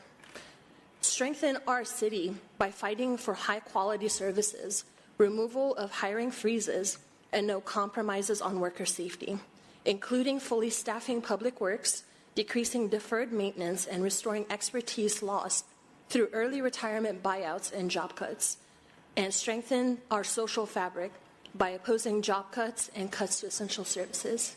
Thank y'all. Thank you for your time today. And I also wanted to ask you, have you had an opportunity to see our Your 2 Cents survey that Councilmember Alcorn puts out? We'd love to actually have that in the survey as well. You made some great points today. Yes, I'd love to see it. Okay, thank you. Next speaker. Haven Bell. Haven Bell. To be followed by Taylor Brown. Hello, I'm currently living in District I, and I'm here to talk about funding for flooding infrastructure and the need for a budget that actually represents the needs of Houstonians. In the short time I've lived here, I've been shocked by the infrastructure and the lack of investment in it. It rains a lot here, which is not a shock. It's a matter of location, though this will only get worse in the years to come, and flooding will get worse as well. I've learned very quickly that people and families who have lived here for decades have been fighting over and over for investment in infrastructure that would meet their concerns and help them keep their families and loved ones safe. The communities have been consistently ignored in favor of what the city seems to think is considered public safety. The Northeast Action Collective and communities around the city have been telling the council for years that public safety is more than police, and the recent public services and employment cuts to essential services and public works will only make lives harder for those impacted by flooding the most.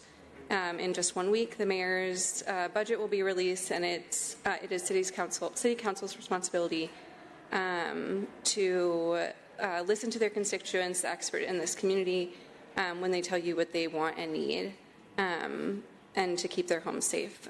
For anyone who's here who's interested, please come talk to one of us to get plugged in, and thank you for your time. Thank you for being here. Next speaker. Taylor Brown. Taylor Brown. To be followed by Bonnie Austin Whitley. Hello, good evening, City Council. So my name is Taylor Brown. I'm a current resident of District K, but I was born and raised in District H. I'm here today to back up fellow people. I'm a nurse in the community. I also am a member of Houston DSA, and but tonight I'm specifically here to talk about flooding infrastructure, general basic infrastructure in the city. So as someone who grew up in District H in Willow Run outside of Acres Homes, I've seen both from a personal perspective of my grandparents' house, of even as a child, there were issues with drainage and the flooding. Anytime it would rain for longer than 30 minutes, it was guaranteed that at least half your yard using the grown tree in the middle of the yard, you could watch the flooding rise hour by hour if it continued to rain. Hurricanes were another matter altogether. That problem has only continued to worsen over the years, with now, with the most recent hurricane, that the water got as close as a yard from the front door. This house was not just my grandparents' house, but it represents the only equity that my family owns. It represents generational wealth in terms of things that have been passed down, not just from my parents, but it represents equity that the family can then have as a place of value. Anytime that there is a major storm and there's damage, it is not just our house that is damaged. You're talking tens of thousands of other homes that then, with the cost of things rising, with the cost of, now you have 100 people asking to have their roof repaired, is the price of that going to remain the same? No. It continues to rise every storm. It gets more expensive. And these issues can be addressed far cheaper if we were to address them proactively by dealing with flooding infrastructure, drainage infrastructure, and even allocating some of the funds that, for example, if we were to fully fund the ditch reestablishment program, $45 million, which sounds like a lot of money unless you compare it to the HPD budget, that if I were to give a quote of $850 million, their budget is more than that. 5% of that is $45 million. 5% of their budget could fully fund to build ditches in the city to address the drainage issues that have existed since before I was born. These are things that, in terms of fully investing in public works, not just in specific projects, but in actual people who can then make their livelihood as city employees to then give back to their communities. They live in their communities. They should work in their communities. And those positions, as people retire, should then go to the next generation instead of us having budget cuts that causes people to, those positions no longer exist. So they're jobs that no longer exist that do not create the generational wealth that we should have in this city. We do have a very wealthy city, but we also have a large amount of people who are living in poverty in this city. I no longer live in District H because the commute from that to work, I hate 45. The commute from there to work was unreasonable, but also every time it rains, it floods. Your time has expired. I chose to pay more to live in an apartment that's on the second floor because I know at least when it rains, I should only lose power. At least I don't have to worry about my things being ruined. We need to invest in public works. We need to replace the staff that have been taken away, which would decrease under and unemployment in this city, and invest in the people that keep the city functioning, be it sanitation, be it solid waste, everything that is encompassing flood matters. I think that this should be priority instead of just giving an increasing budget to HPD. Let's put that money into mental health counseling, to public works, have them be public employees instead of private. Thank you. Ma'am. Mayor Pro Tem. Mayor Pro Tem. Thank you, Ms. Brown, for being here. I heard you say that you currently live in District K. Wanted to just publicly acknowledge you for your advocacy. We've met with the NOC group last week, heard their concerns, but I also want to ask if you would put your concerns in the 2 cent survey as well. Our chair of BFA is hosting that survey along with the Kinder Institute, and we use that data also when we are making our decisions in our budget process. So thank you for being here, and thank you for advocating for your concerns and your grandmother's house, and we'll do what we can to make sure we try to protect those investments. I appreciate it. Thank you. You're welcome. Next. Bonnie Austin Whitley, to be followed by Ikra Tariq of Humble. Hello. Thank you for having me. My name is Bonnie Whitley, Austin Whitley. I am a pastor, a chaplain. I work with children, homeless.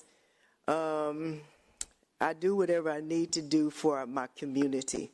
I'm here with NAC because we need help. We need these ditches dug out. We need these wires not falling down on our children. We need these overgrowth areas taken care of because it also helps the flooding. We also need for the monies that were allocated for all of these to be taken care of. We're in great need for some help. I have lived here in Houston since 1967 on Bertrand Street, and it was like a little country.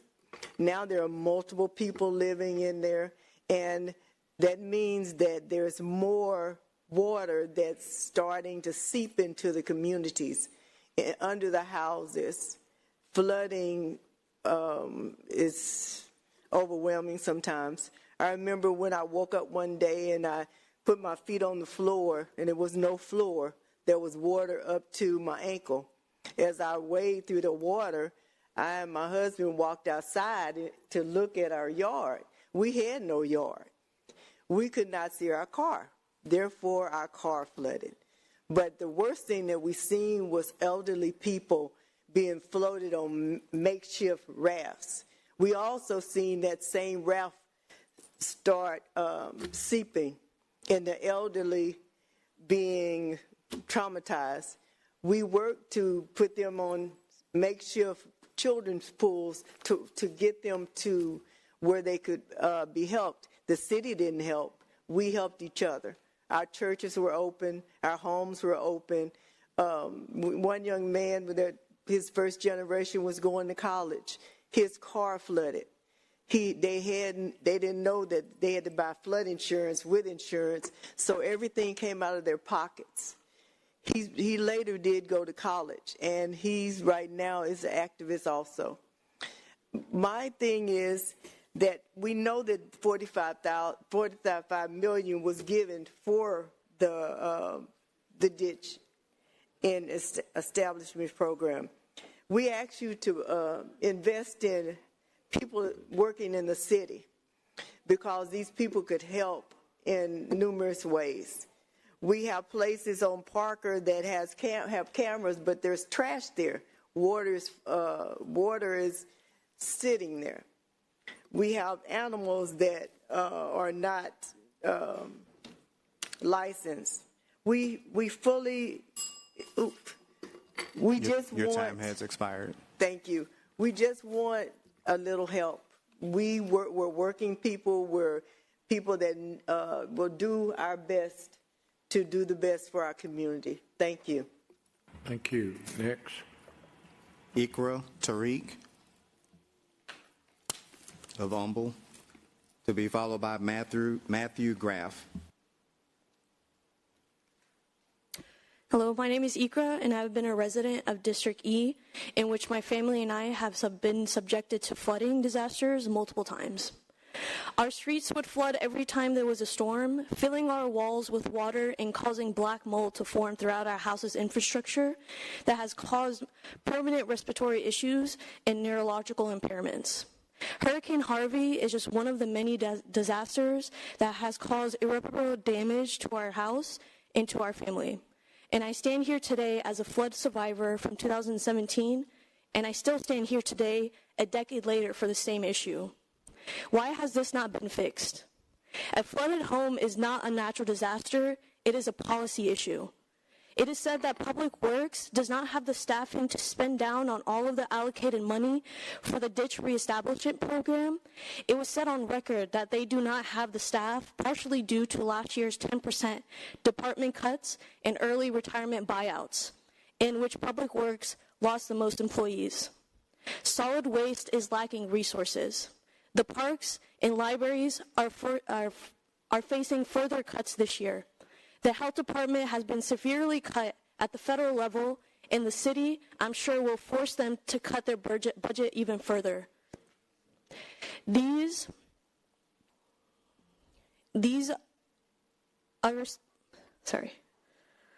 measures are not how our communities will survive nor thrive. It is blatantly looks like a lack of care for the working class. HPD is not the only department that needs funding.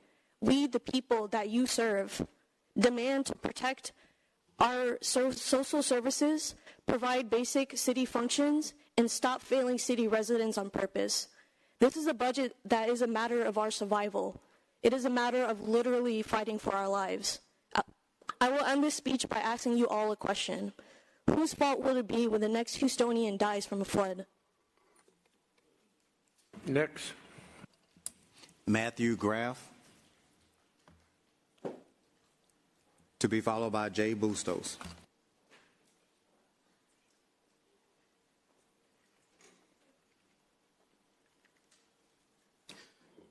Good evening, Mayor and other members of the City Council. I just want to begin by saying thank you for the opportunity to speak this evening.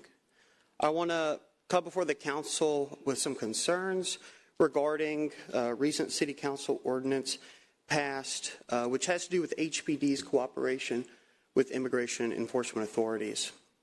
The first thing that I want to talk about in this is I know this is a highly political issue, and I understand that people have strong opinions.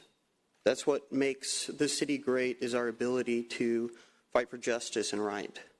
But I think what's being lost in this is that the City Council needs to make clear that individuals who are the potential victims of crime should not be afraid to contact law enforcement.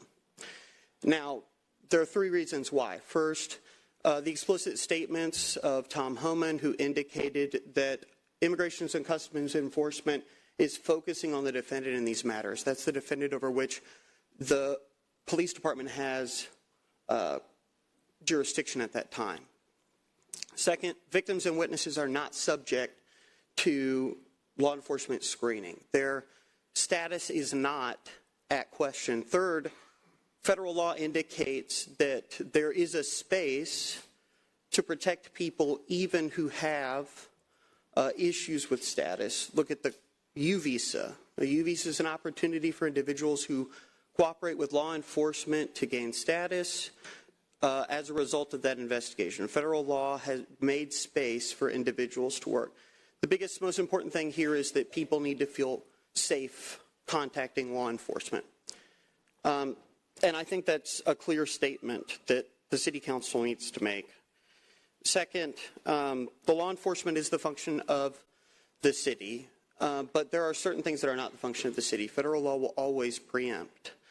And there's a bit of speaking out of both sides of the mouth here in this legislation, where we want to include information that things should not be interpreted to violate the law, and yet at the same time we include things which may in action violate the law.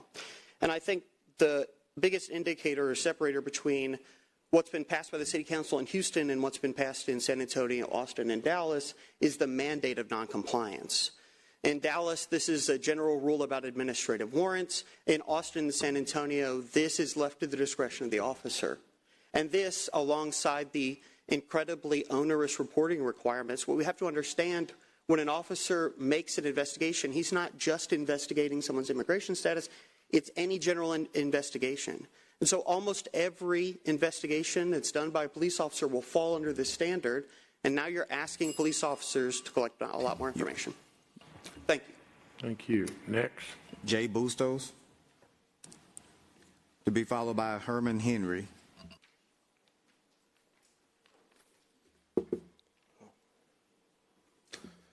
Hello, everyone. I'm your friendly neighborhood Houstonian.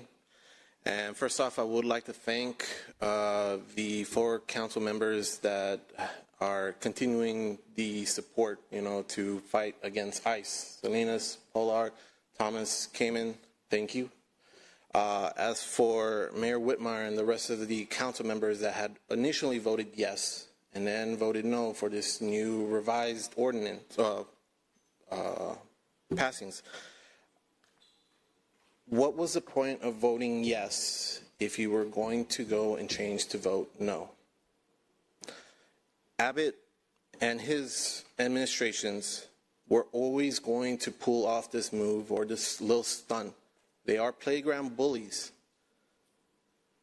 There was always going to be that chance that they're constantly playing chess moves with their powers of corruption. Of course, that they have made the stance that they don't really care about, people as well as really the Houston residents. They are just out to display their power of control. They're just wanting to display their control over Texas.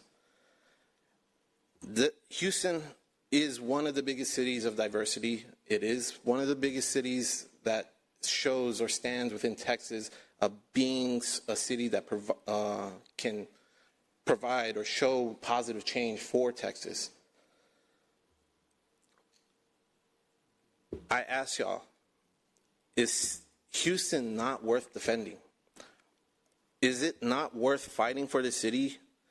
You can ask your constituents, you can ask the residents here.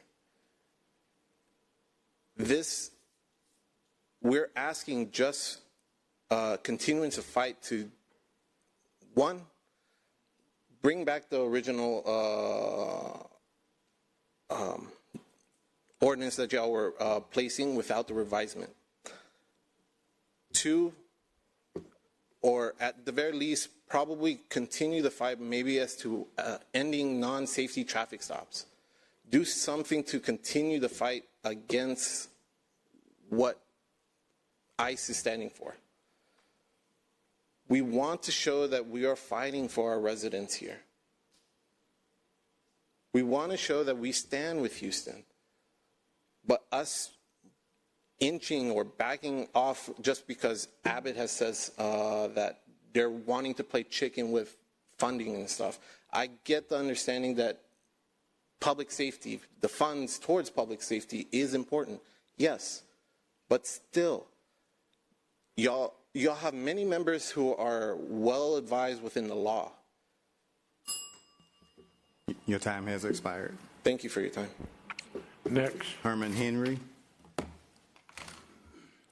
to be followed by Lee Mercer.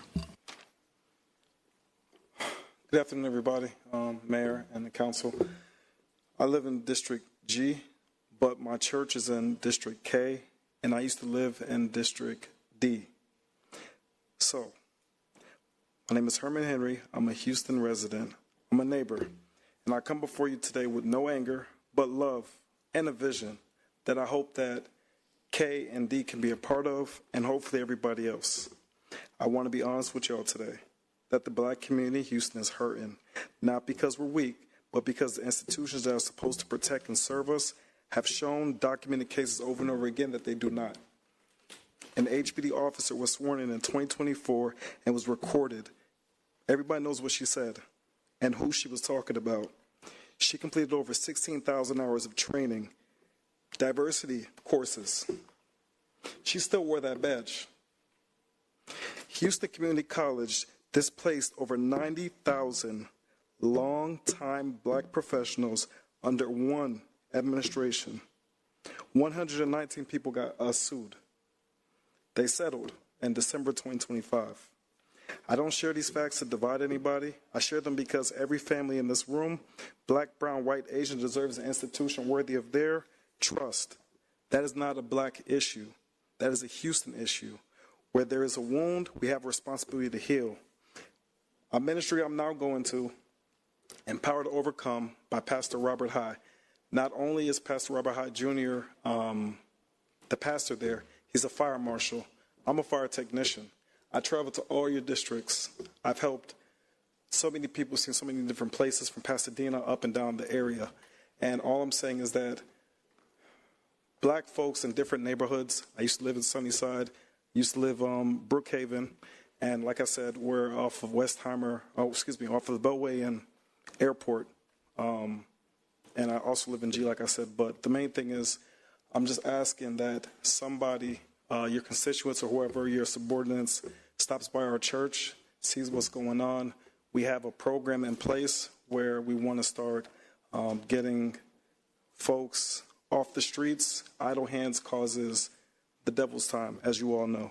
And this problem for poverty and just for the issues where people see our skin tone and they have a problem with us is because of an image that was portrayed a long time ago. I want to change that. My pastor wants to change it. Like I said, he's a fire marshal. He's worked for the city of Houston. He's worked in jails. Me, I'm a fire technician, and I want to help out. And I'm looking for help. So, Council Tatum and also Miss Caroline, if y'all can have your people get in contact with me or something, I really want to help my community. Sir, Mayor Pro Tem. Thank you, Mr. Henry, for being here today. We say this all the time, that government can't do this work alone. We have to have partners. And for you to come today and say that you are willing to help and you are looking for help, our office is happy to visit your church and see what programming you have and how we can be a partner. We also, need partners on the ground in our district. So happy to sit down and talk about how we can partner together to make our community better for us all. I appreciate it. I'm a fire technician, and I work on construction sites for low-income apartments. I do everything. I'm all over the place. There's more that, I want to see more of us in better places. Sounds good. Thank you. Sir, Look forward to talking to you. Councilor Evans Shabazz. Okay, thank you so much. Is this information correct that's on here? You want my office to get in touch with you? Both. I do. Because we're not too far, right? So Sunnyside is not that far. It's 15 minutes. I actually, I'm working on Orm Tapestry off of 288 and Cullen. So I'm not too... Okay. We're not 15 minutes away. So I would like... I just want to make sure that this information is correct. That's yes. I called earlier today, and I also called your office as well, Councilman Taylor. So. Okay. Thank you. Thank you. Oh, see the lady. Next. Yeah. Thank you. Lee Mercer. To be followed by Shelton Modelis.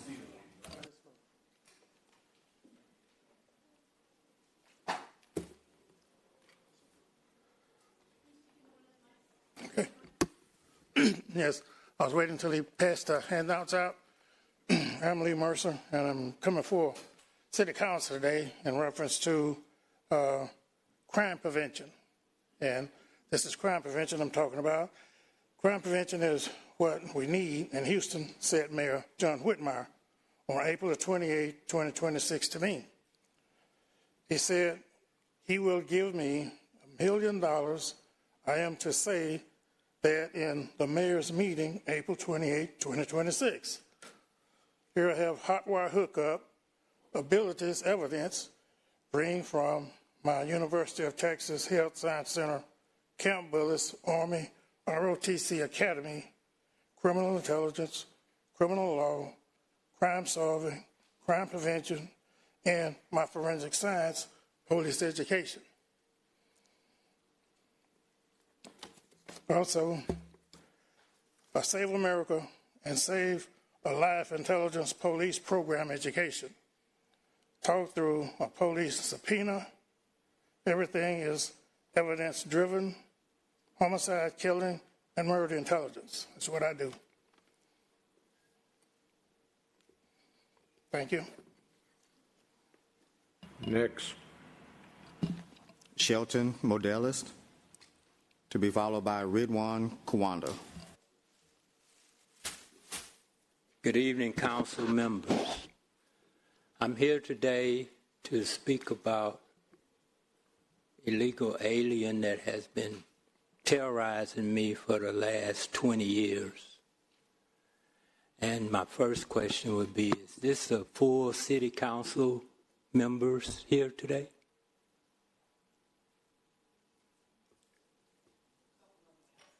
Couple of absent? Okay.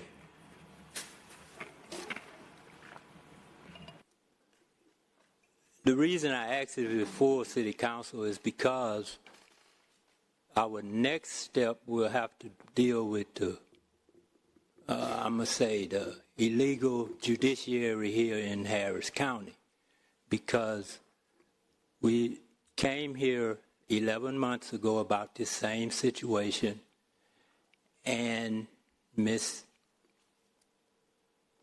Evans told me to get with her person, and 11 months ago that person didn't respond, and we have still been plagued with this illegal alien, and I believe he works on either the Harris County or the City of Houston payroll, because anytime I call police, nobody come.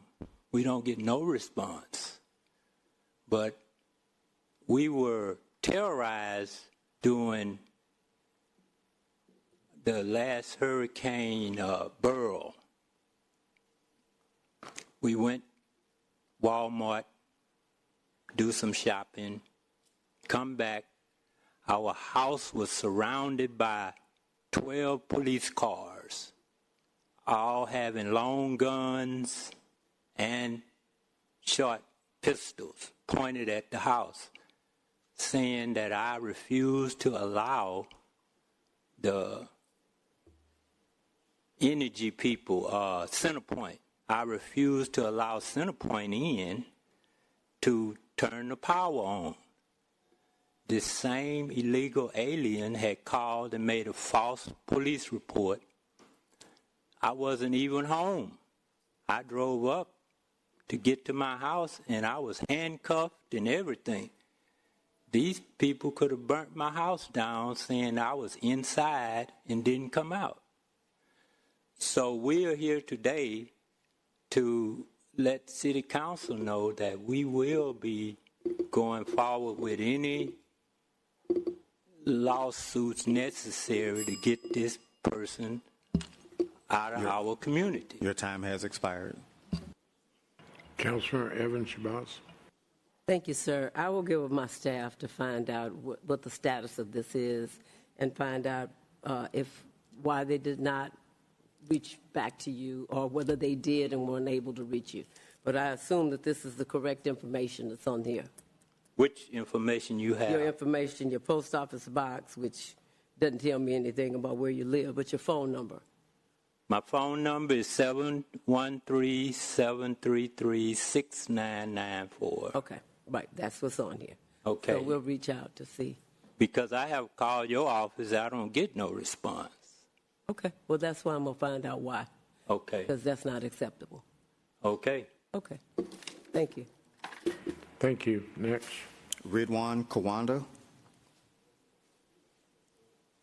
to be followed by Lakshmi Ravindran.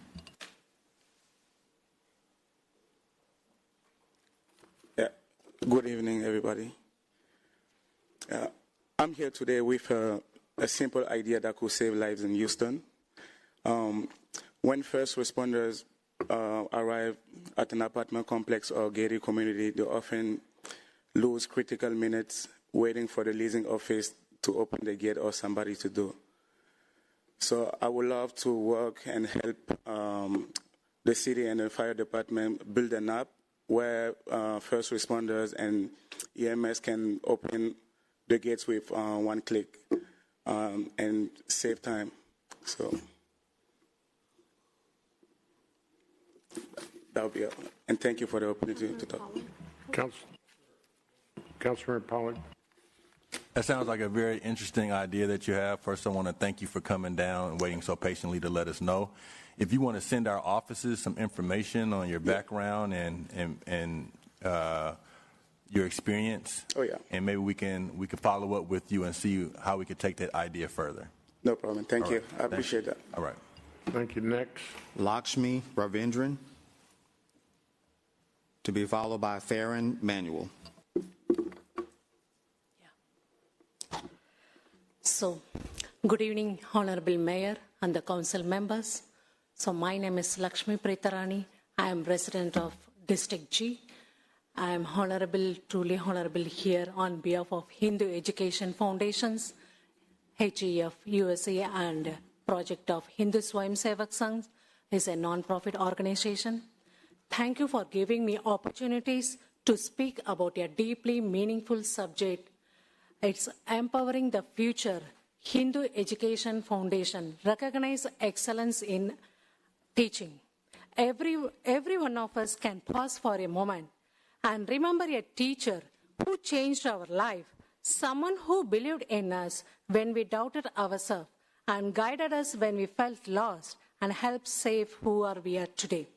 At Hindu Education Foundation, we honor this profound role through our annual program, Guru Vandana, a teacher appreciation event, a heartfelt expressions of gratitude to teachers. It aligns with Teacher Appreciation Week in the United States, celebrating in the early May. In our traditions, Guru is not just someone who teaches, but someone who removes darkness and brings lights into a student life. There is a well-known verses we can say, Guru Brahma, Guru Vishnu, Guru Devo, Guru Maheshwaraka, Guru Shakshat, Param Brahma, Tasmai Sri Gurave Namaka. That means Guru is a creature and sustainer and the transformer, and the Guru is truly the embodiment of highest knowledge. Salutations to the revered teacher. Through Guru Vandana event, the students invite the teachers, express their gratitude, and publicly recognize their impact. What makes this especially powerful is that teachers from all backgrounds are honored through one universal value, gratitude. Because when children learn to respect the teacher, they learn humility. When they express gratitude, they build empathy. And when they recognize guidance, they become lifelong learners. These are not just personal virtues, they are the foundation of strong communities. In the diverse and vibrant city like Houston, programs like Guru Vandana, Teacher Appreciation Event, bring people together, families, educators, and communities, reminding us that education is not just about knowledge, but about building characters and connections. On behalf of the Hindu Education Foundation, I warmly invite you and your family to attend our annual Guru Vandana event on Saturday, May 2nd, 4 p.m. to 6:30 p.m. Thank you, ma'am. Thank you. Next. Farron Manuel. So this is the invitations I can pass through, please. To be followed by Sonny Moss. Hi, good afternoon or good evening. Been here all day. It feels like afternoon still. I want to ask city council members and mayors if you've heard or are familiar with the name Makia Taylor. I did not know her personally, but she was unfortunately tragically killed at the intersection of Emancipation and Pierce Street. She was leaving the spot Edo, and she was parked on the feeder. I represent the community members of Coleman Crossing. We're in District I, and we've been there for about 8 years, and this woman's passing really resonated with us. This intersection is highly unsafe. There have been cars that have been flipped over, run into poles, and we believe that maybe in partnership with the city and Texas Department of Transportation, there can be some safety precautions put in place to prevent the patrons from either not parking on the feeder or maybe additional lights, or like they have in Montrose, a cross guard for adults, but something that would prevent this happening again. Unfortunately, she passed away in front of my door, and her body remained there for about 4 hours while they conducted an investigation, because the individual who hit her was traveling over 100 miles per hour hit 5 other vehicles before hitting her. You don't just get over things like that. This happened earlier this year in February, and it's been heavy on my heart. So what we're asking, I have a few other community members here, is potentially restricting or eliminating parking on the feeder. And again, this is at the intersection of Emancipation and Pierce.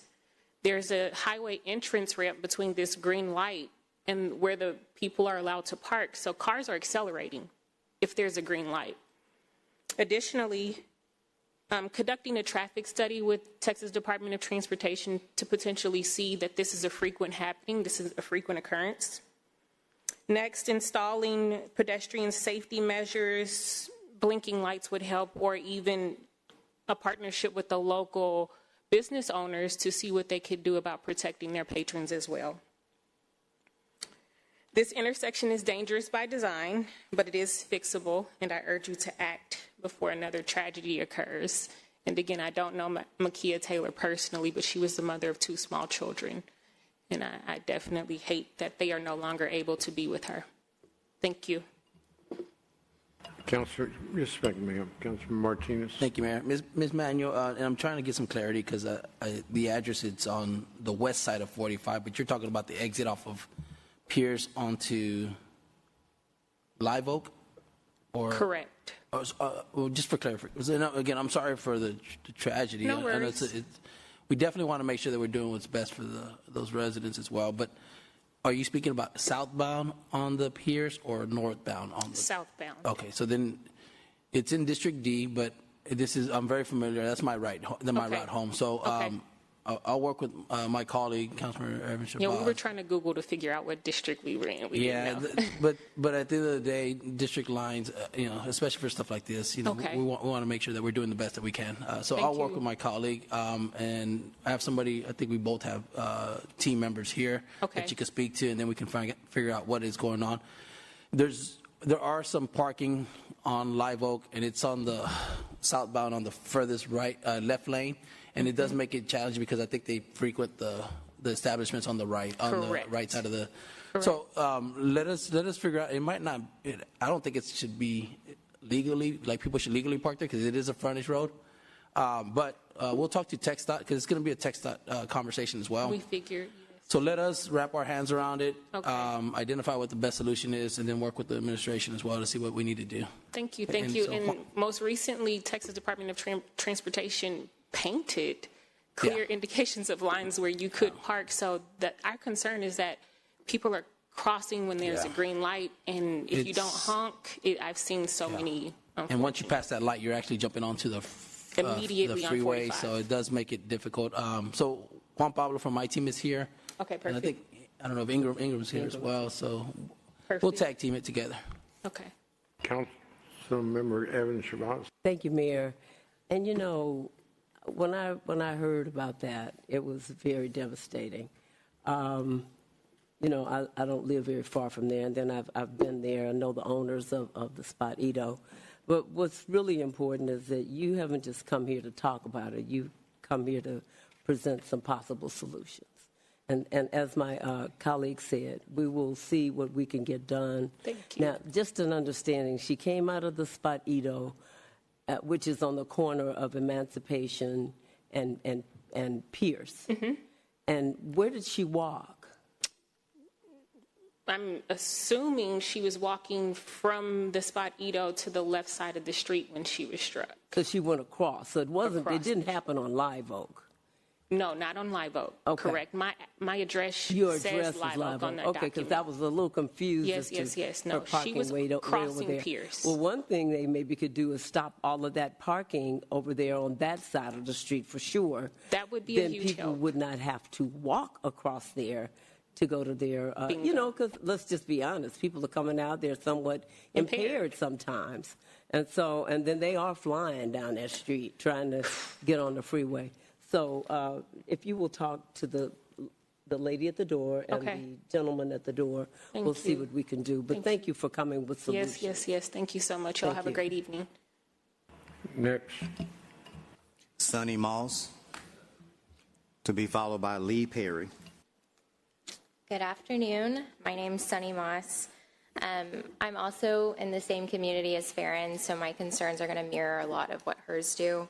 But just wanted to raise this serious public safety concern, again, related to the traffic and parking along Pierce Street at the intersection of Emancipation. So we are seeing and have been over the past several years an increase in traffic and roadside parking on this intersection. Folks are parking along Pierce Street, which, like you guys mentioned, is a feeder road, is a frontage road. It creates a dangerous mix of conditions with some drivers slowing down to park in these areas while others are speeding up towards the on-ramp. And then, like we mentioned, we have pedestrians crossing this busy feeder road to get to the primarily two establishments that are right there. It's worth noting that much of this activity happens after dark when lighting is poor, visibility is limited. The lighting is really bad in that area, which obviously all of this further increases the risk. We have been unclear whether this parking is even permitted. So they are parking alongside the feeder as well as the grassy area that is just right beside the highway. They've kind of created this area where there's almost like a parking lot. So we don't know if that's permitted, if it is permitted, if it's appropriate. And so I also just did want to mention the young lady that was killed tragically on Sunday night, February 1st. This was a Sunday night, so again, worth noting that while most of this traffic happens Friday and Saturday, we are seeing this Sunday nights and along throughout the week as well. That loss really made it clear that these conditions are not just inconvenient, but they're unsafe.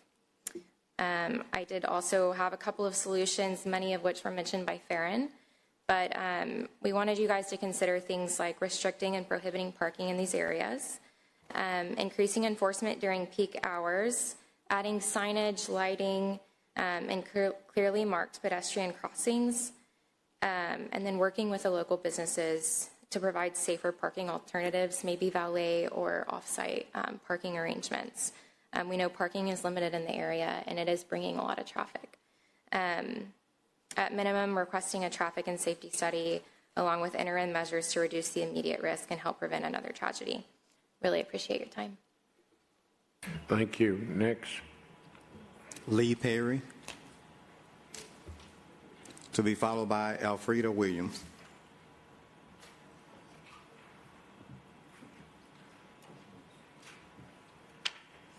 Pretty sure y'all know me by now. How y'all doing? Let me read this letter for y'all right quick. A review of recorded documents pertaining to your interests in the county records has been completed, and TG National Resources has released your interest into pay. Now, when I first came in here, I talked to y'all about a counterfeit check that they used to purchase my property with. And the first thing they tell you to do is report it to the Houston Police Department. The guy I worked with went back and forth with me for 2.5 years, trying to explain to me why a counterfeit check is not counterfeit. Hell, if it ain't got no value to it, it is counterfeit. If I bought somebody's property and it was worth zero, the check, I'd be in jail right now.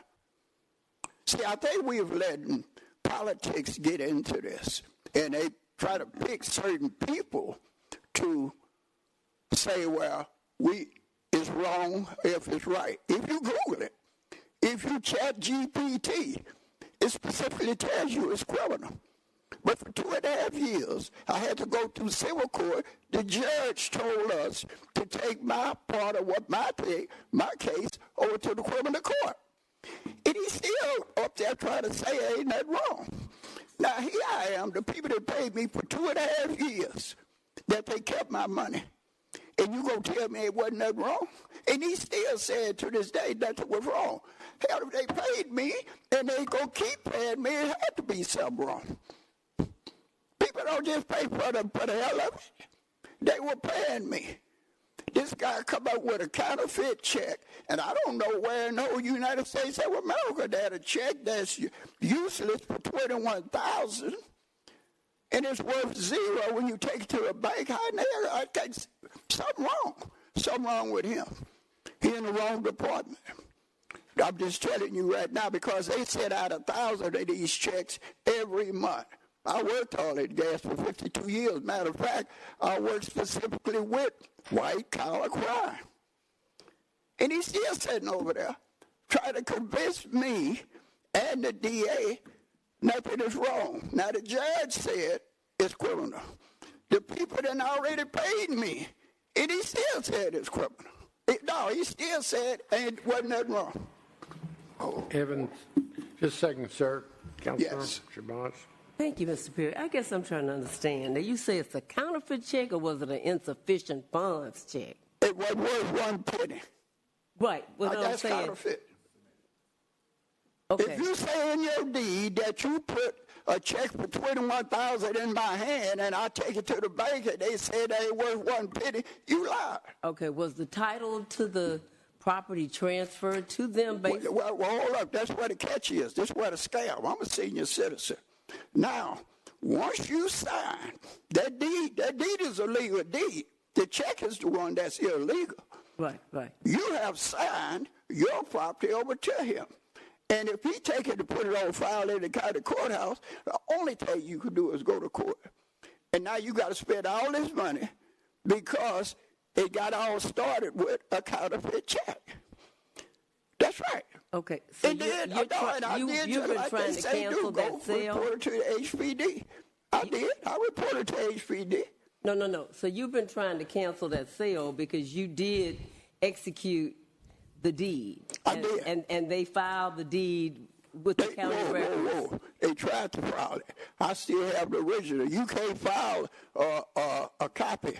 Okay, so And nobody I guess counted what court. I'm trying to understand is, if you have the original deed and they couldn't file it, and you already... But they took it to the company that was paying me every month, the oil company, and the oil company took it. The fraudulent deed, it says they took my interest and gave it to them for 2.5 years.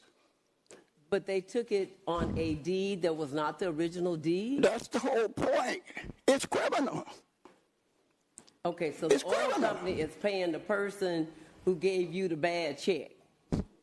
That's criminal also. No, I'm not trying to get an understanding. A bad check is, if a check is counterfeit, it's just counterfeit. That's it. Okay. In every state in the whole United States of America. Okay, sir. Thank you. Okay. And they send out 1,000 of these checks every month. And I'll go to, look here, you want to fill the courtroom up with the senior citizens that get them and that have been turned away, and then we got to go through all this 2.5 years in court, spending all this money, trying to get something that you could have got it done right in the beginning. I'm sorry, sir. Next. Okay. Well. Alfredo Williams. Didn't you talk to him? I'll be filing a lawsuit. I'm letting y'all know. Okay. David Price. Stephen Cotenay, to be followed by Robert Gallegos.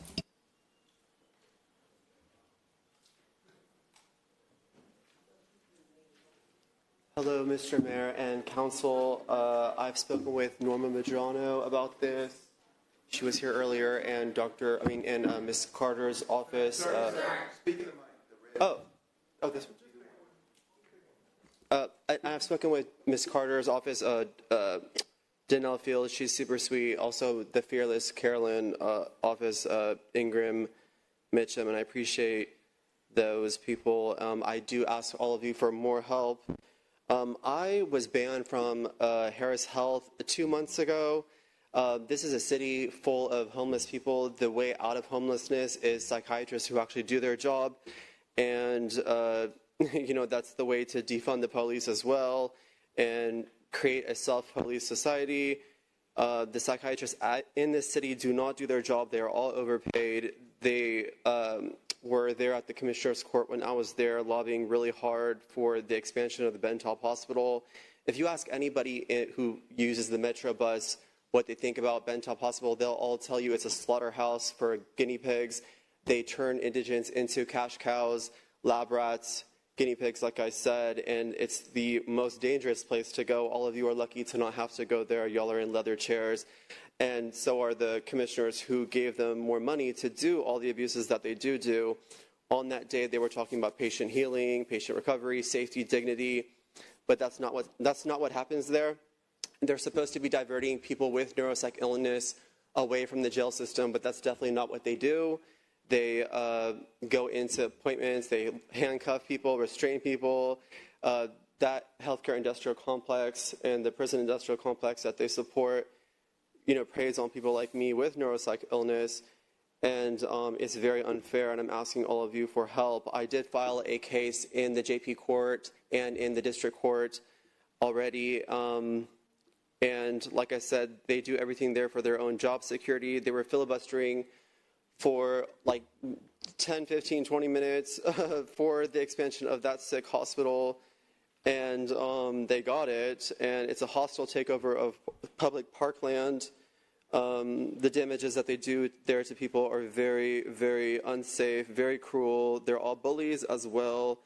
And like I said, if they want to ban me, unfortunately, I am just one of many, and the people who they did it to also are, priced out from coming here and talking to you guys about it. So please, take my testimony seriously, and I do need y'all's support. And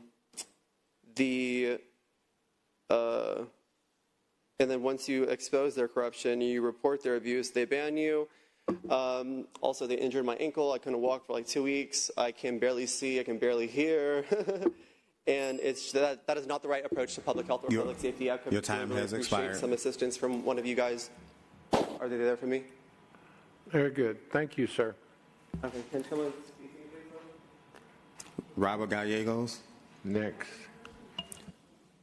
To be followed by Jeremy Peel. Good evening. I'm former council member Robert Gallegos, who represented District I. I'm here this evening because after hearing the city was renaming the street of Cesar Chavez Street, I reached out to the American Legion Post 472, and they agreed to hold a community meeting. I walked Cesar Chavez Street and dropped off the community meeting notices and Joe Chaco Ramirez bio to the homes and businesses along most of Cesar Chavez Street. I recently spoke at the American Legion Hall to the veterans and the Women's Auxiliary, and the majority were in support of renaming the street after Joe Chaco Ramirez. I spoke at the Johnny Cervantes Veterans Club meeting and at the Houston GI Forum monthly meeting. Both groups signed petitions in support of Joe Chaco Ramirez. I also reached out to the Body of Boys and the Gathering of Eagles, 2 more area veterans groups. Last week, the American Legion Post 472 hosted the community meeting, which was well attended. Thank you, Council Members Martinez, Julian Ramirez, for attending the meeting and hearing from the community. At the meeting, the floor was open to make comments on who the street should be named after and why. After everyone had the opportunity to speak... Your time has expired. Go ahead and finish up, Council Member. Thank you, Mayor. After everyone had the opportunity to speak, a vote was taken, and it was overwhelmingly in support of renaming Cesar Chavez Street to Joe Chaco Ramirez. So before the street signs are ordered and the community was given the opportunity to speak, and they voted to rename Cesar Chavez Street after Master Sergeant Joe Ramirez. Near the end of COVID epidemic, the Ramirez family celebrated Joe Chaco Ramirez's 89th birthday. He was seated outside, and there was a community drive-by parade. The late Mayor Turner and I attended the community event. Mayor Turner presented a memorial proclamation, and I presented a District I certificate of recognition to Joe Chaco Ramirez during his 89th birthday parade. It was heartwarming to see the number of decorated vehicles from the community participating in the birthday parade, passing by in front of his home, a local war hero honking horns and waving at Joe Chaco Ramirez, who proudly waved back. And I asked that you rename Cesar Chavez Street after Master Sergeant Joe Chaco Ramirez, a local hero. Thank you for your time. Thank you, Mayor Pro Tem. Thank you, Mayor. Council Member, good to see you. Thank you for your advocacy.